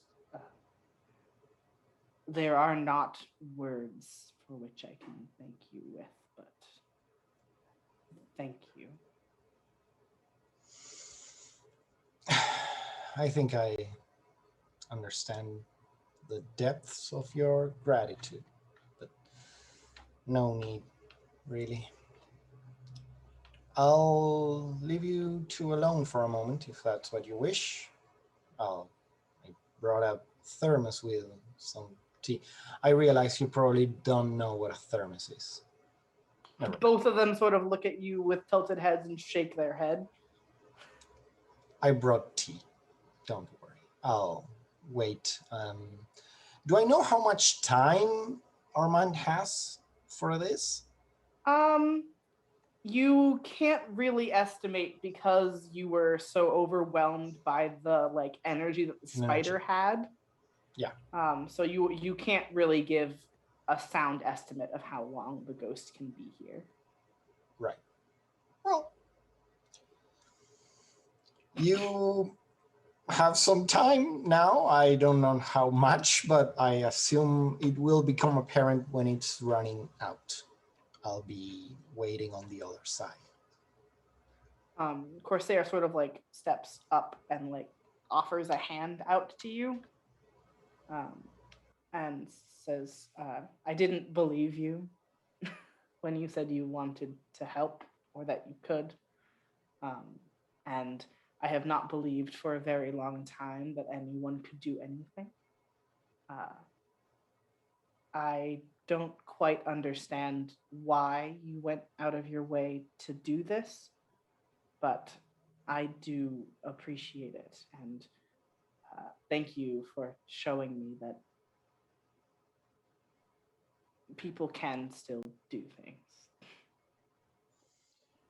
Well, as to why, I guess you can ask me when your time is done here. I'll let me know when you two are done and I'll cross over again. And She goes back to her meat body, space. the meat space. The meat space, and she will have some tea by herself at the cemetery. Just sitting by yourself at the cemetery, having a normal time for normal people. As one does. An old goth. Sipping some tea in front of a grave. Yeah. You feel a distinct, like, chill after about 10 minutes. You could estimate like about 10 minutes. You feel like a distinct shiver go down your spine, and you feel that like ripple of energy again. And then it sort of quiets down, and the same sort of like little shiver you got when Corsair answered your call the first time settles next to you. I will then cross over again. They're sitting next to you. They look less here than they did before. You get the sense perhaps that maybe they're like getting ready to cross over because they've finally sort of gotten a closure that they didn't have, but they've stopped to like speak to you first. But they are also looking like distinctly more at peace. Every time you've come and seen them, they've been like very sorrowful, but they look a lot more peaceful now. They sit down, they're like, did you enjoy your tea from your therms? I did. Thank you. It wasn't a lot of time, but I hope it's brought you some peace. It was more time than I ever thought I'd get. So, yes, thank you. I got to hear about what happened, and he got to know that he was gone. Sometimes we don't know when we die. Yeah.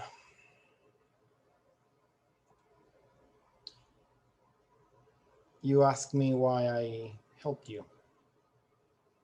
You don't have to answer if it's uncomfortable. I just was not expecting it, so I was curious. I guess I can answer. It's a I think long story, or maybe I just feel like it's a long story because it happened a long time ago. But I helped you because I thought it was what my husband used to do. I guess I'll have to go back to how I met him so that I can explain the oddity of my situation. This was some time after you had already passed, but many decades ago, when I was young, there was a war. There was a war in Europe. I don't think you can imagine what it was. I think there had been no war like it before or after. Hopefully never again there will be a war like that. I was left without a family during that war, without a country really to go back to. So I moved to England. I was very young at the time. I don't think I think I was a teenager still. And I had no experience, I had some education that my parents had given me, but not any university education or anything like that. So I worked as a maid for some time for noble families that still existed. Thankfully, we'll get rid of that in the next few years, hopefully. That gets sort of a chuckle out of Corsair. They don't necessarily relate to all of your story, but noble families, they do understand. My first job that was like long term was when I was already in my 20s, I think. One of these noble families had a large mansion in the countryside that was rumored to be haunted, and ostensibly it was a summer home, but they didn't use it. But their pride still asked them to have the house to not be in a state of disrepair. So they hired me basically to just live there and keep the house in order. I lived there alone for many years. It was a very gloomy place, but I always liked solitude and that kind of thing. And in that house, I started reading all the many books that it had, some of which were notes made by a man named Julian Adler, who had been the master of the house way back in, I think, maybe your time, 1800s. He was a doctor, and he described himself more than a doctor as a thanatologist, such a pompous term. Other people would call him a necromancer, I guess, but he liked the term because necromancer to him implied that he had control over death, and that was not his goal. He wanted to understand, and he spent his years helping and talking to people in situations like yours. In time, I learned enough to know that he was still there in the house. And I, much like I do now with you, found a way to talk to him. The house was haunted, like the reputation indicated. It always is. Yeah. And me and Julian spent many years there together. And, well, it was, I know it's an odd experience for people to have. First experience with the supernatural is not usually pleasant. But we had some happy years together in our odd way in that house. I took his last name, but not legally speaking, obviously. The family, I don't think they would understand. Eventually, there came a time where I was, I think, in my 40s by that point. There came a time where the family decided to sell the house. So I wasn't needed anymore to be there and watch it.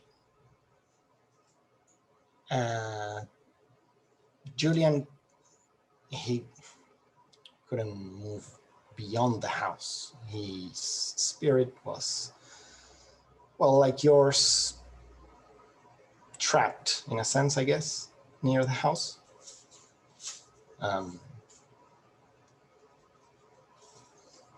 His release, unlike yours, was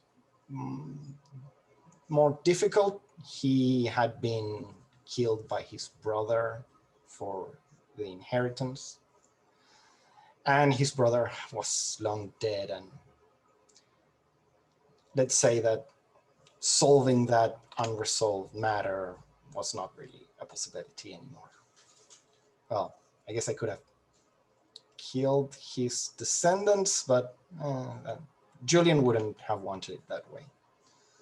So we looked for another way for him to be able to pass on, now that he felt at peace, like he had not missed, like he had regained what he had missed when he died so young. And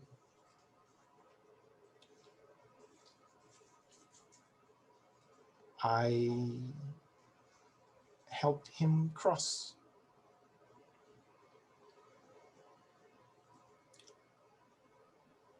I've spent the last, I don't know, maybe more than half my life by now trying to use what I learned from him to help others cross.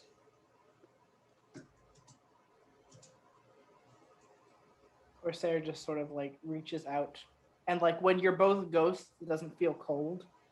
It's just kind of like a hand on your shoulder. And they say, I'm sorry. Losing people is never easy, but at least it sounds like you parted on good terms, and I'm sure he's grateful for your help.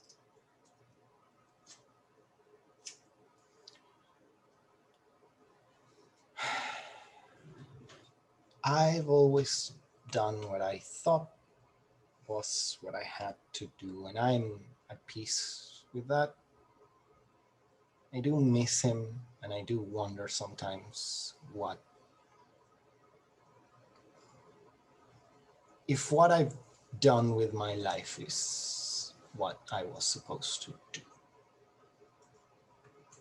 But I am good at it. I don't think I have much time left, honestly. Time marches on, and if there's one thing that my patron has taught me is that it eventually comes for everyone. There is still one loose thread that I have to tie up before I'm truly at peace to go on. And you, at least you've given me a clue in that direction. So for that, I thank you. Of course. If you, well, I'm going to be leaving, but if there's anything else I can do, anything else I can help you with. I will say one last thing. This is the only thing that I remember from my grandmother. So, this is ancient knowledge. So that you don't feel bad about leaving without repaying or something like that. She used to tell me, those who know, owe. What we learn from somebody else, and it is everyone's duty to use that knowledge, to pass it on or use it to help others. So you don't have to repay me. In fact, you've already helped me, but think of that, I think, as you go on, it is enough. Thank you. Have a good trip. And they sort of smile and nod and then just sort of like fade out from your purview. Alina will get back on her body. She will take another moment to appreciate the quiet and the stillness of the cemetery before gathering up her things and going back home. Thank you for that moment. We are going to in a change of scene. Imagine there's like a cool transition in a TV show where we zoom out of Alina walking home and we re-zoom in on Vivian, who is doing a lot of math. And Vivian has just left her office to go and get something, a book or a calculator or something, maybe a new notebook. And when she returns, there is a new piece of paper on her desk, printed on the Institute's very nice, high quality paper, with the director's letterhead at the top that features the Ravenwood Institute's logo emblazoned in gold. Like, you know, when like things are raised on paper, like that. And it's just a raven with its head turned to the side so that the eye is looking out at you. But that in like gold against the paper. And it's just waiting on her desk. Vivian's kind of like, interesting. She takes it slowly, kind of like, not, she knows it's not booby trapped, but like, you know, it's Kalani. Like, we're kind of just like, with everything. And she, before opening it, like a thought in the back of her mind is like that Kalani can see her right now. So she's kind of like making herself look more presentable and just like fixing herself. And then sits down at her desk and opens it, kind of like, I didn't do anything wrong, right? And starts to read.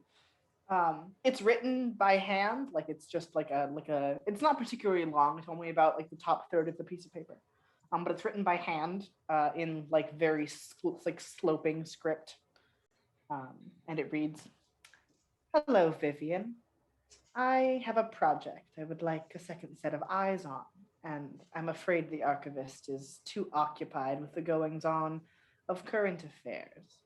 I've been impressed by your progress, and I think this project would be a wonderful opportunity for you to really shine. If you're interested, please do me the kindness of stopping by my office at your earliest convenience. And no matter your decision, I ask that you keep this request between us. It is a very personal project. Best wishes, Director Harani Duriken." She's just like, huh. Because her first thought is to immediately be like, hey, guys. And she's like, oh. Hey guys! Okay. Kind of like, oh, all right. Makes her feel kind of small. But she just gets dressed up and kind of does the thing where when you look nice, you feel better about yourself. Yeah. And puts in. I love Vivian's in-office wardrobe. There's a bunch of accessories and like 3 actual outfits. And it's just like, how are we going to mix and match this to become a whole new person every 3 days? Have you seen Crazy Rich Asians?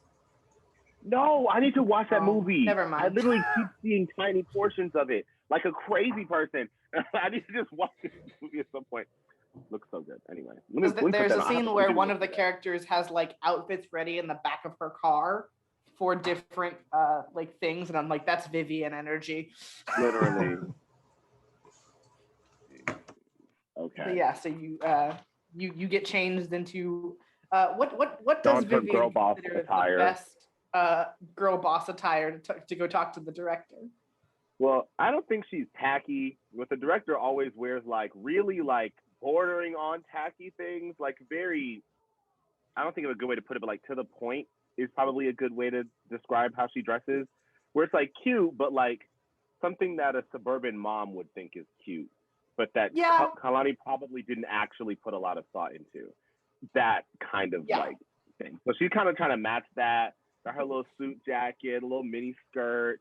Okay, I think he's Harani looks sufficiently girl like boss. the way they dress is like, do you know when magazines have like women who are like industry leaders dress up for magazine covers and they're wearing like, Exactly. yeah, that's how Harani dresses. That's exactly what I was thinking. Off the top, I'm like, see, I know she just Girl has on a boss. pantsuit Girl boss. and like some shoulder pads that are like obvious but not exaggerated. Like she's just giving very much girl boss, Yeah. gaslight gatekeep girl boss energy. Yeah, that's That what I is- was about to say.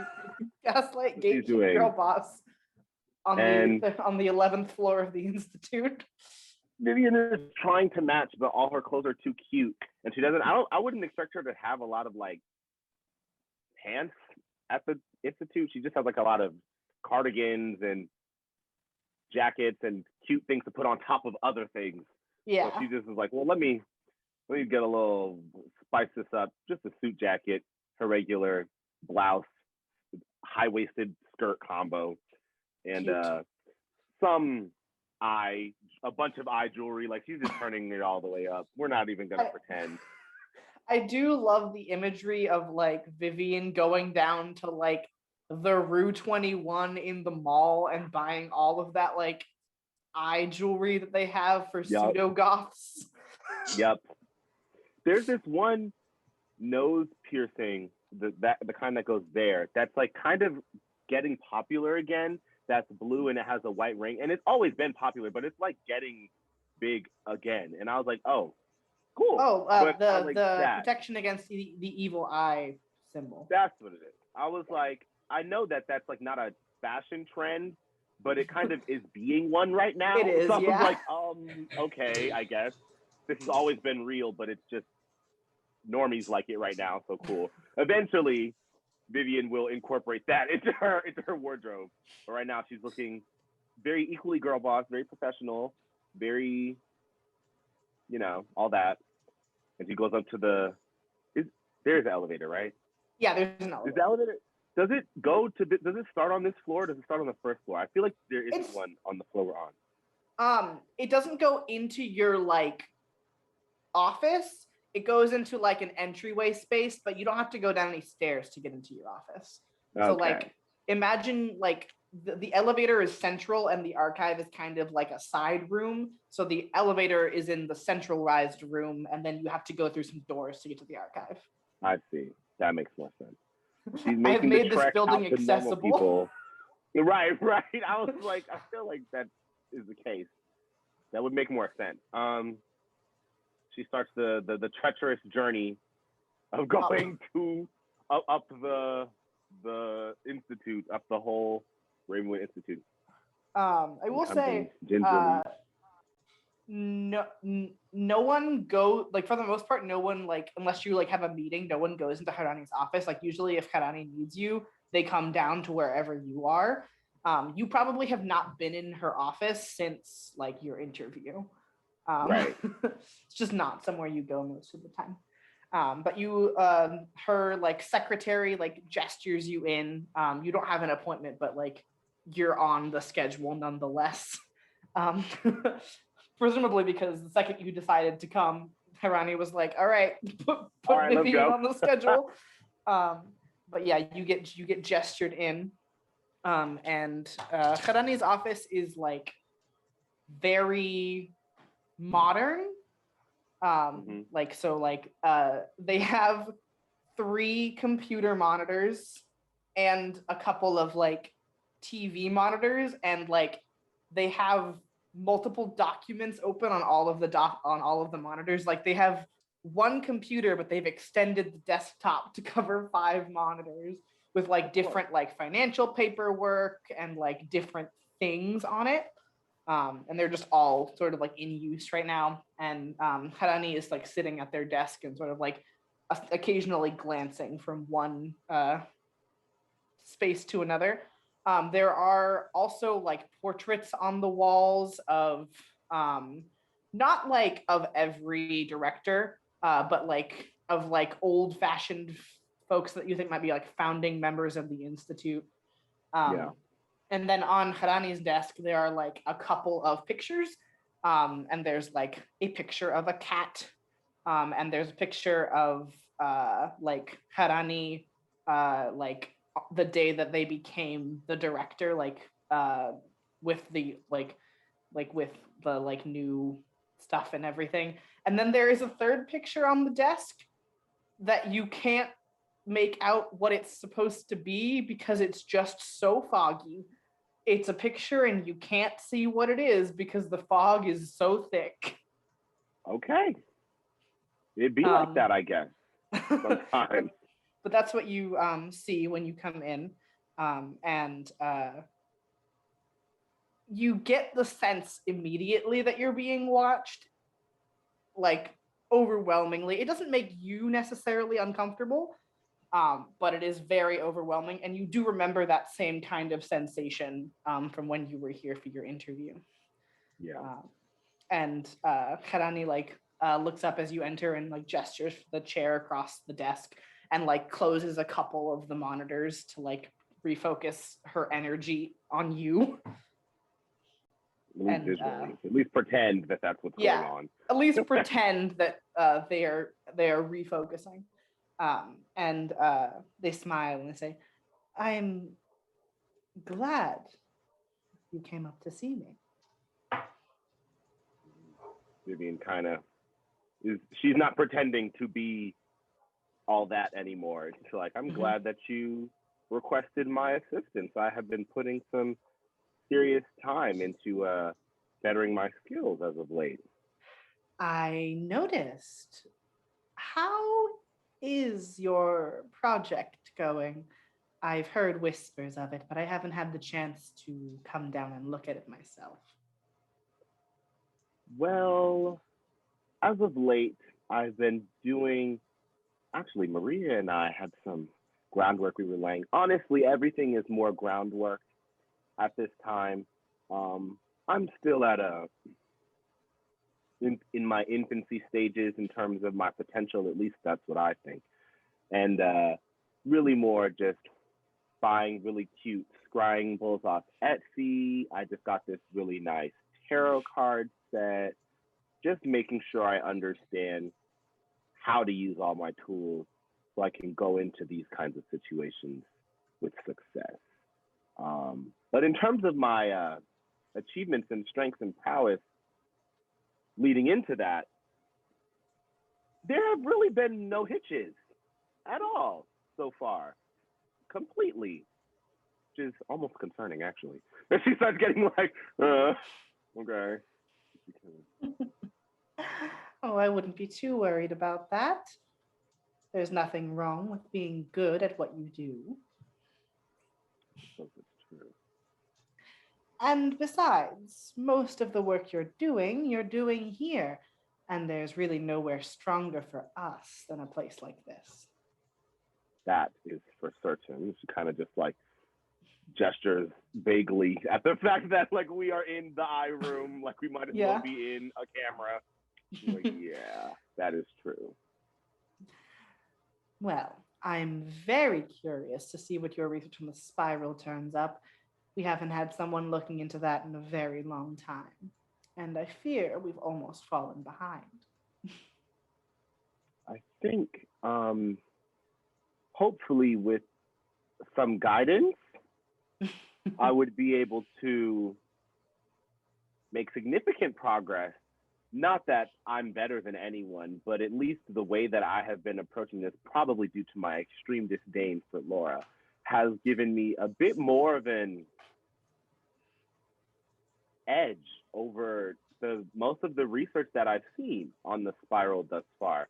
And I'm not much further, but I've done a lot more interacting with it than I probably would be able to prior. And yeah, I think this is going to yield successful, but I don't think that's particularly what you called me here for, is it?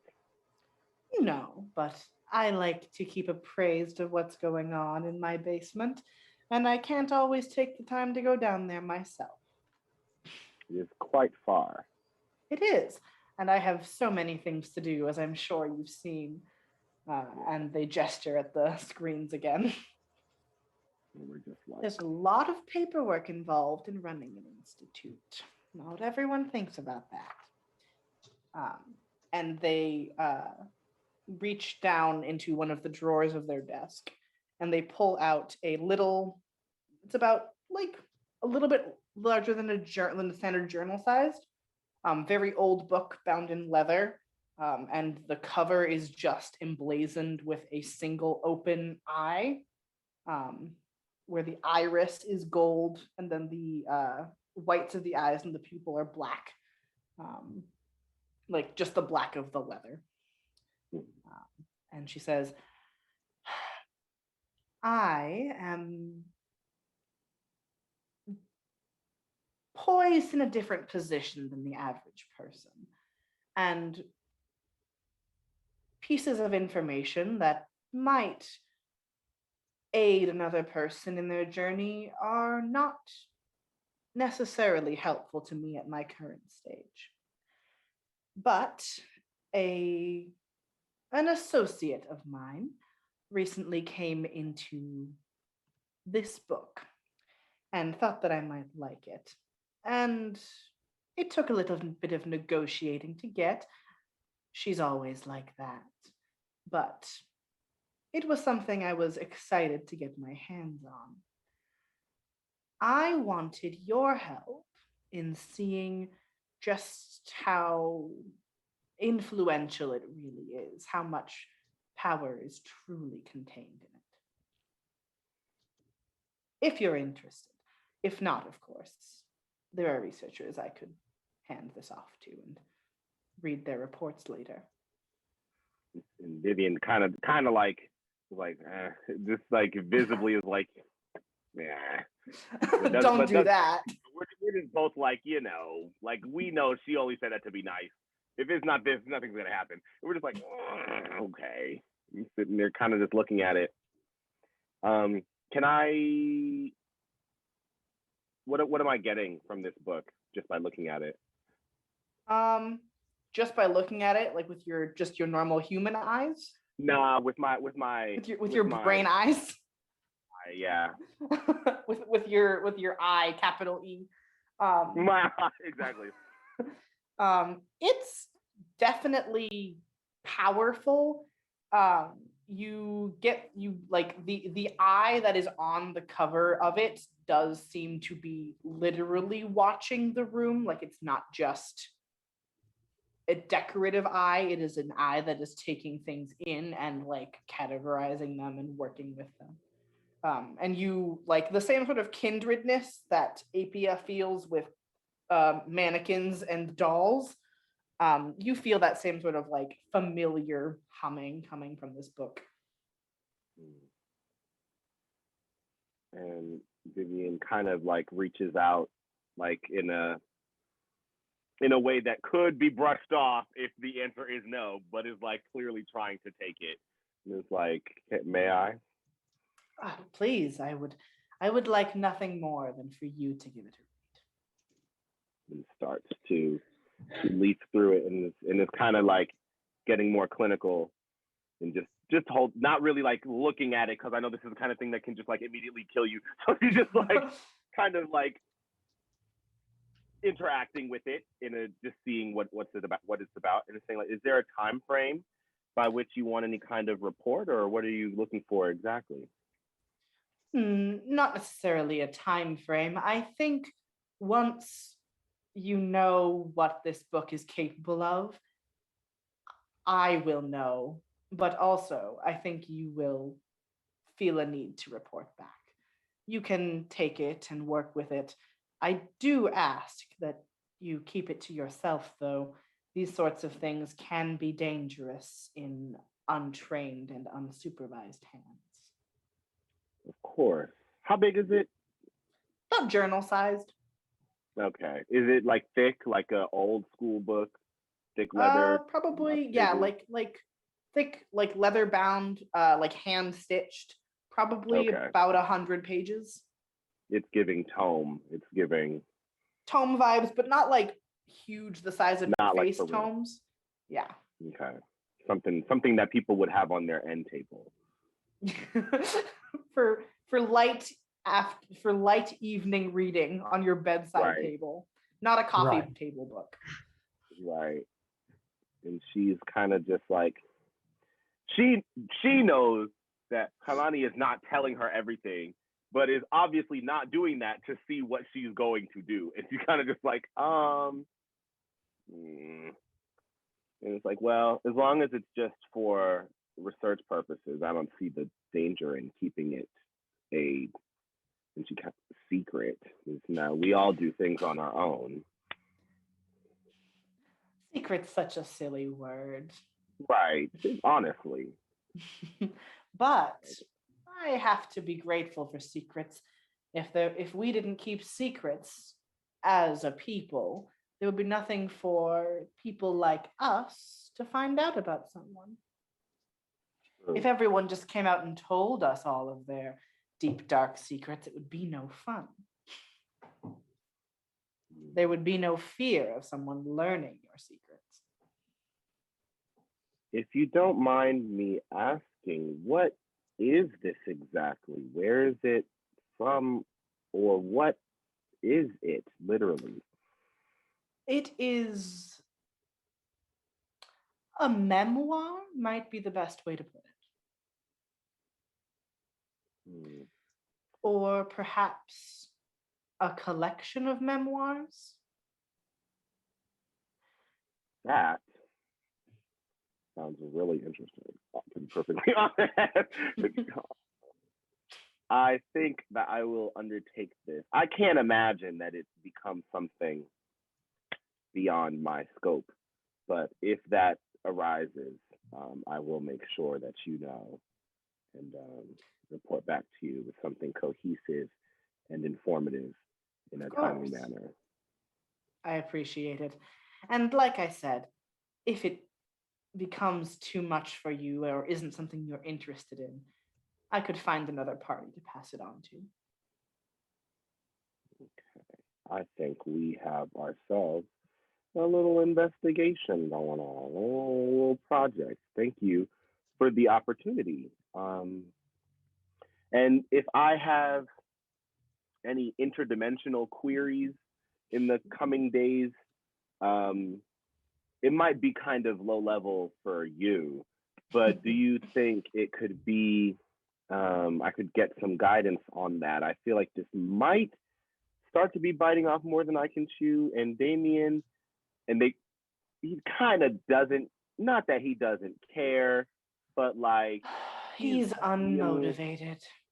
And we're just girl bossing it up here, we're just like, Yes, some days I do regret my choices of an archivist, but for all of his lack of motivation, they do have some level of ability that is useful to have in that seat.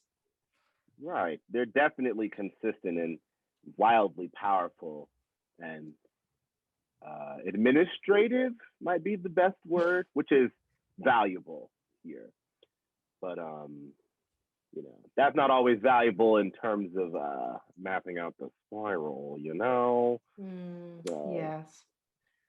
once we get there, I'll shoot you up a question or two, and we'll see where we get. What will we plan out of that? I will do my best to assist you however I can. All right. Well, thank you.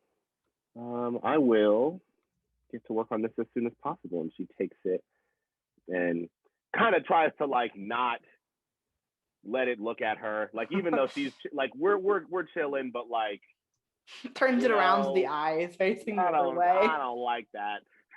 I'm not feeling that.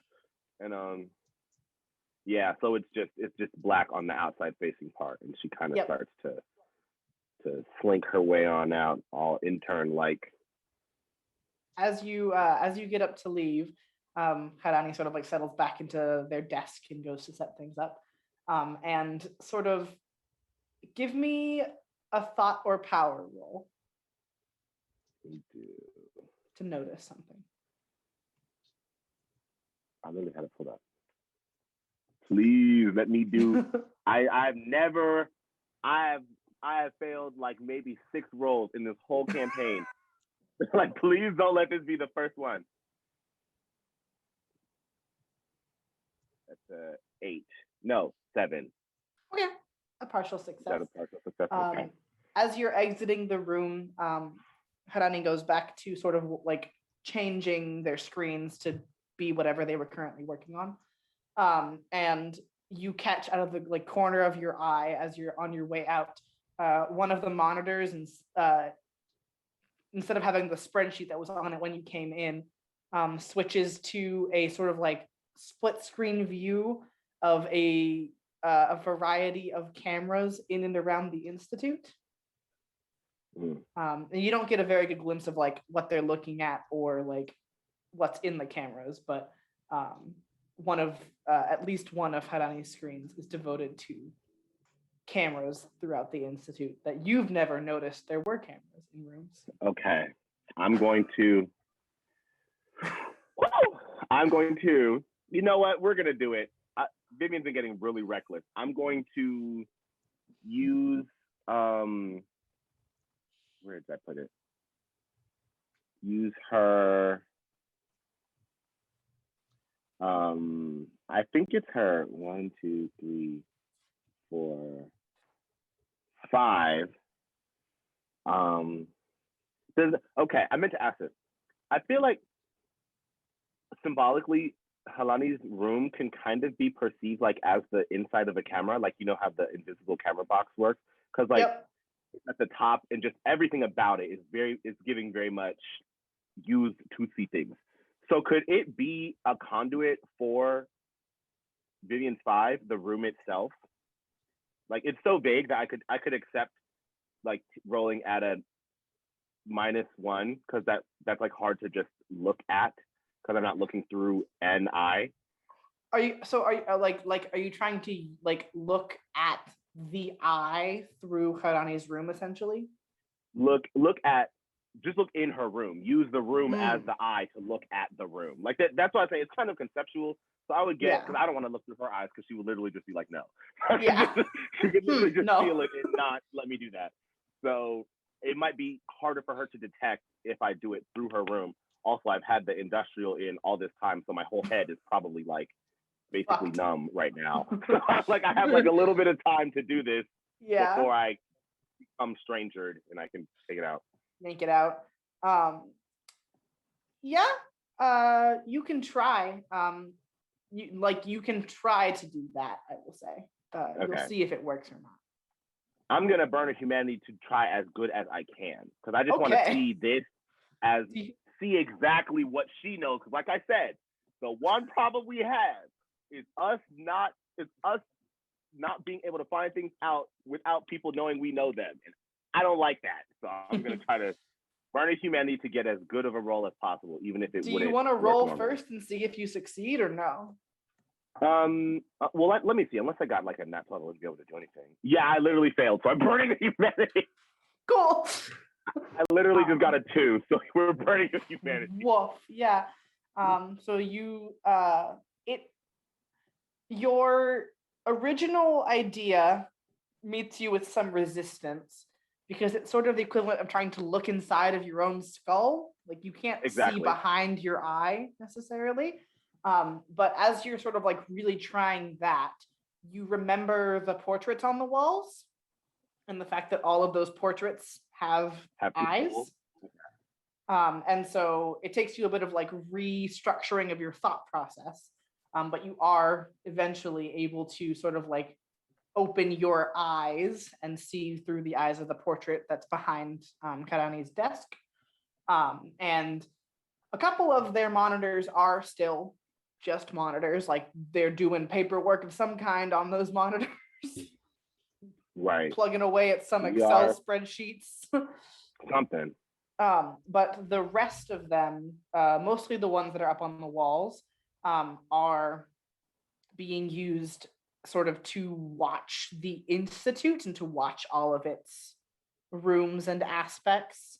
And every now and again, Harani will like interact with something on the interface and pull one room up in particular.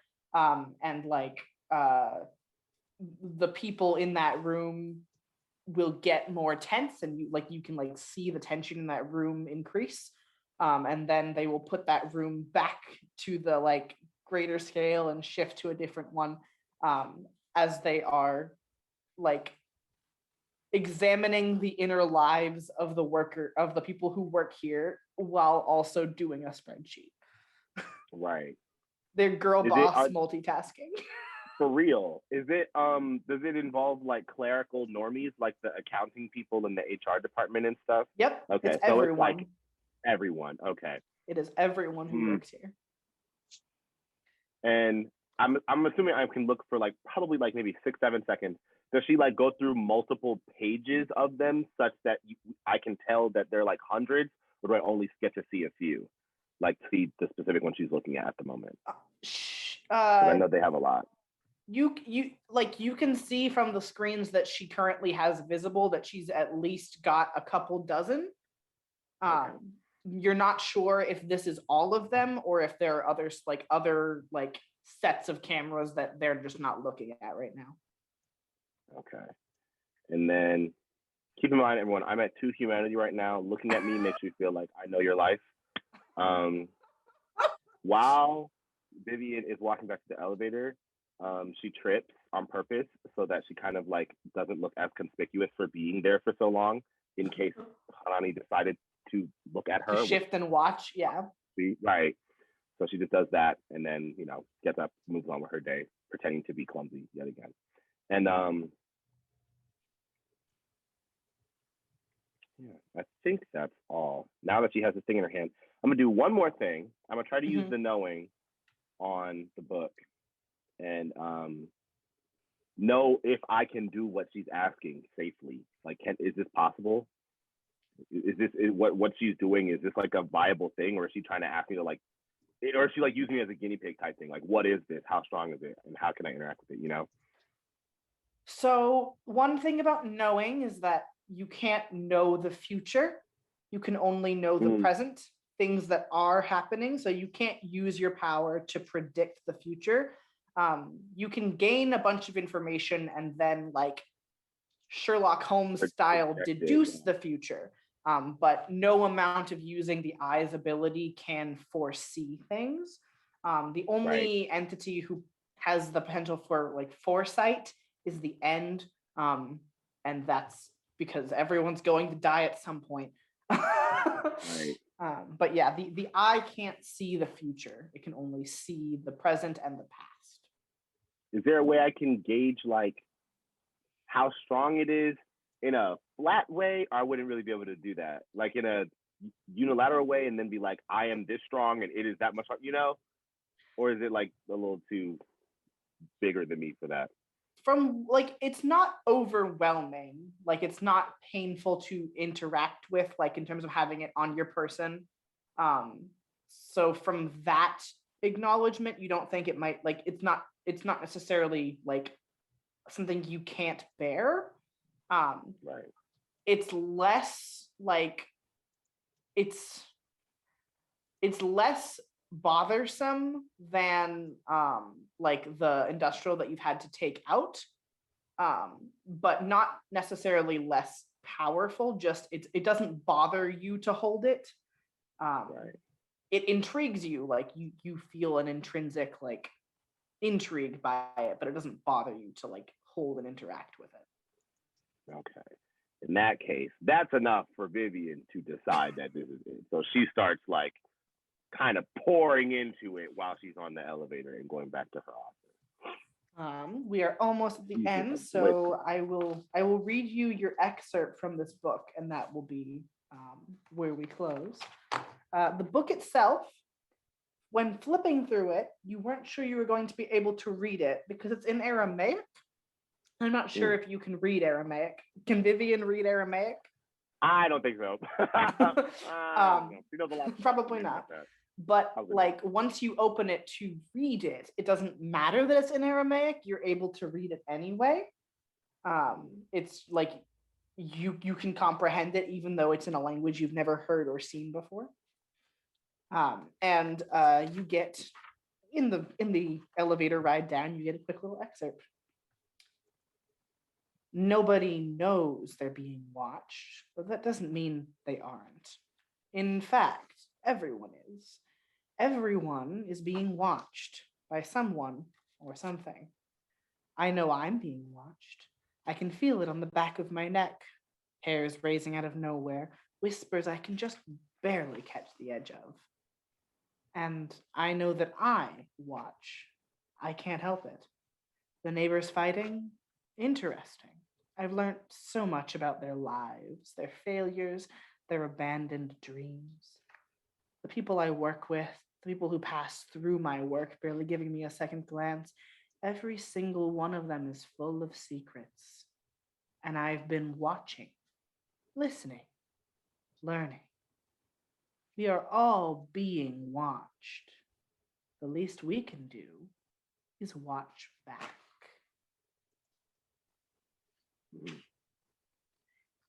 And you feel like empowered is the best word I can think of to use. Like you feel very like, it feels very girl boss to read this book. Very validating. It's very queen. It's very validating to read this book. But also like it really makes you like think and need to know about everyone's lives. Like you are just thinking like, if I listened a little bit harder, if I was a little bit more focused, I could know everyone's secrets on the subway if I wanted to. I could listen in and think and watch, and I would know everything about everyone, and they wouldn't know that it was me that knew, but they would know that someone out there knows their secret. And it's very tempting. It's very intriguing. You want to know what it feels like to be the person who holds all the cards, who knows everything, and who, if necessary, could hold that over anyone. There are some other effects that I will message you about later, but they are private, so. Vivian, she's doing the anime thing where their hair starts floating and they're like kind of like getting really, they're powerful and crazy, but she's kind of just like sitting there seething, going Super Saiyan, reading this book in the elevator. In the elevator. Kind of like the Ghibli hair thing where their hair just Yeah. like poof. That. Like a bird that's been disturbed. Exactly. It's getting powerful in a very serene, very scary way. Yep. And that is where we're going to leave this episode off for today. Thank you all for joining us. It's been a fun time. We're going to get back to cases in the next couple of weeks. We have one scene that we didn't get to have, so I will find a space for that when our other player feels better. But we are going to be getting back into cases pretty soon, and then sort of visiting with our characters on their separate quests in the meantime. Let's do backwards intros. So, Ro, do you want to go first? Yeah. Bro, I use they them pronouns. I've been playing Alina, and you can find me on Twitter as Ro Biolich. You can also follow the Twitter of the webcomic that I write, which my partner illustrates. You can find that on Twitter at Of Dwarfs and Men, or you can just go to the site, which is arlefcomics.com. We are currently in a bit of a hiatus, but we'll be soon back with a new chapter of that story. Ari. What's up? My name is Ari. I use he, him pronouns, and I've been playing Vivian, who uses she, her pronouns. You can find me on Twitter at @thefrog_prince, and you can find me on TikTok at @thefrogprince with it's just one word. And my TikTok has been blowing up recently, which is great. but they just like I posted like 3 videos and they got 0 views in like 6 hours. So maybe don't look at it today because something is obviously going on, but maybe some other time you can catch me there and I talk about social justice and blackness and media representation and just fun, cool stuff that you would probably like at the Frog Prince. Kestrel? My name is Kestrel. I use these Zers pronouns. I've been playing PbtA, who plays they, them, theirs, or who uses they, them, theirs pronouns, who is made of belladonna and wow, Valerian? I forgot my character's name. Valerian? Yeah, LOL. Valerian. There we go. Valerian uses he, him pronouns, and Belladonna uses she, her pronouns. You can find me, my main Twitter, which is Vaporwave Nashira without the E because Twitter is homophobic. And I mostly post about Markiplier. You could also find me on my art account, which is Azelfaphage Art, which just take your best guess on how to spell that, where I mostly post Homestuck and also Markiplier. Our 4th player is Birdie, who usually plays Maria, and you can find them on Twitter as @elephantbird with a 3 for the second E in elephant, where they do cosplay stuff. Elthriffant yeah, where she does cosplay stuff. And I have been Rue, your narrator. I use they or he pronouns. And you can find me on Twitter as @IlanaKnight13 and everywhere else as Ilana Knight without the 13. I'm not currently doing any other streams yet.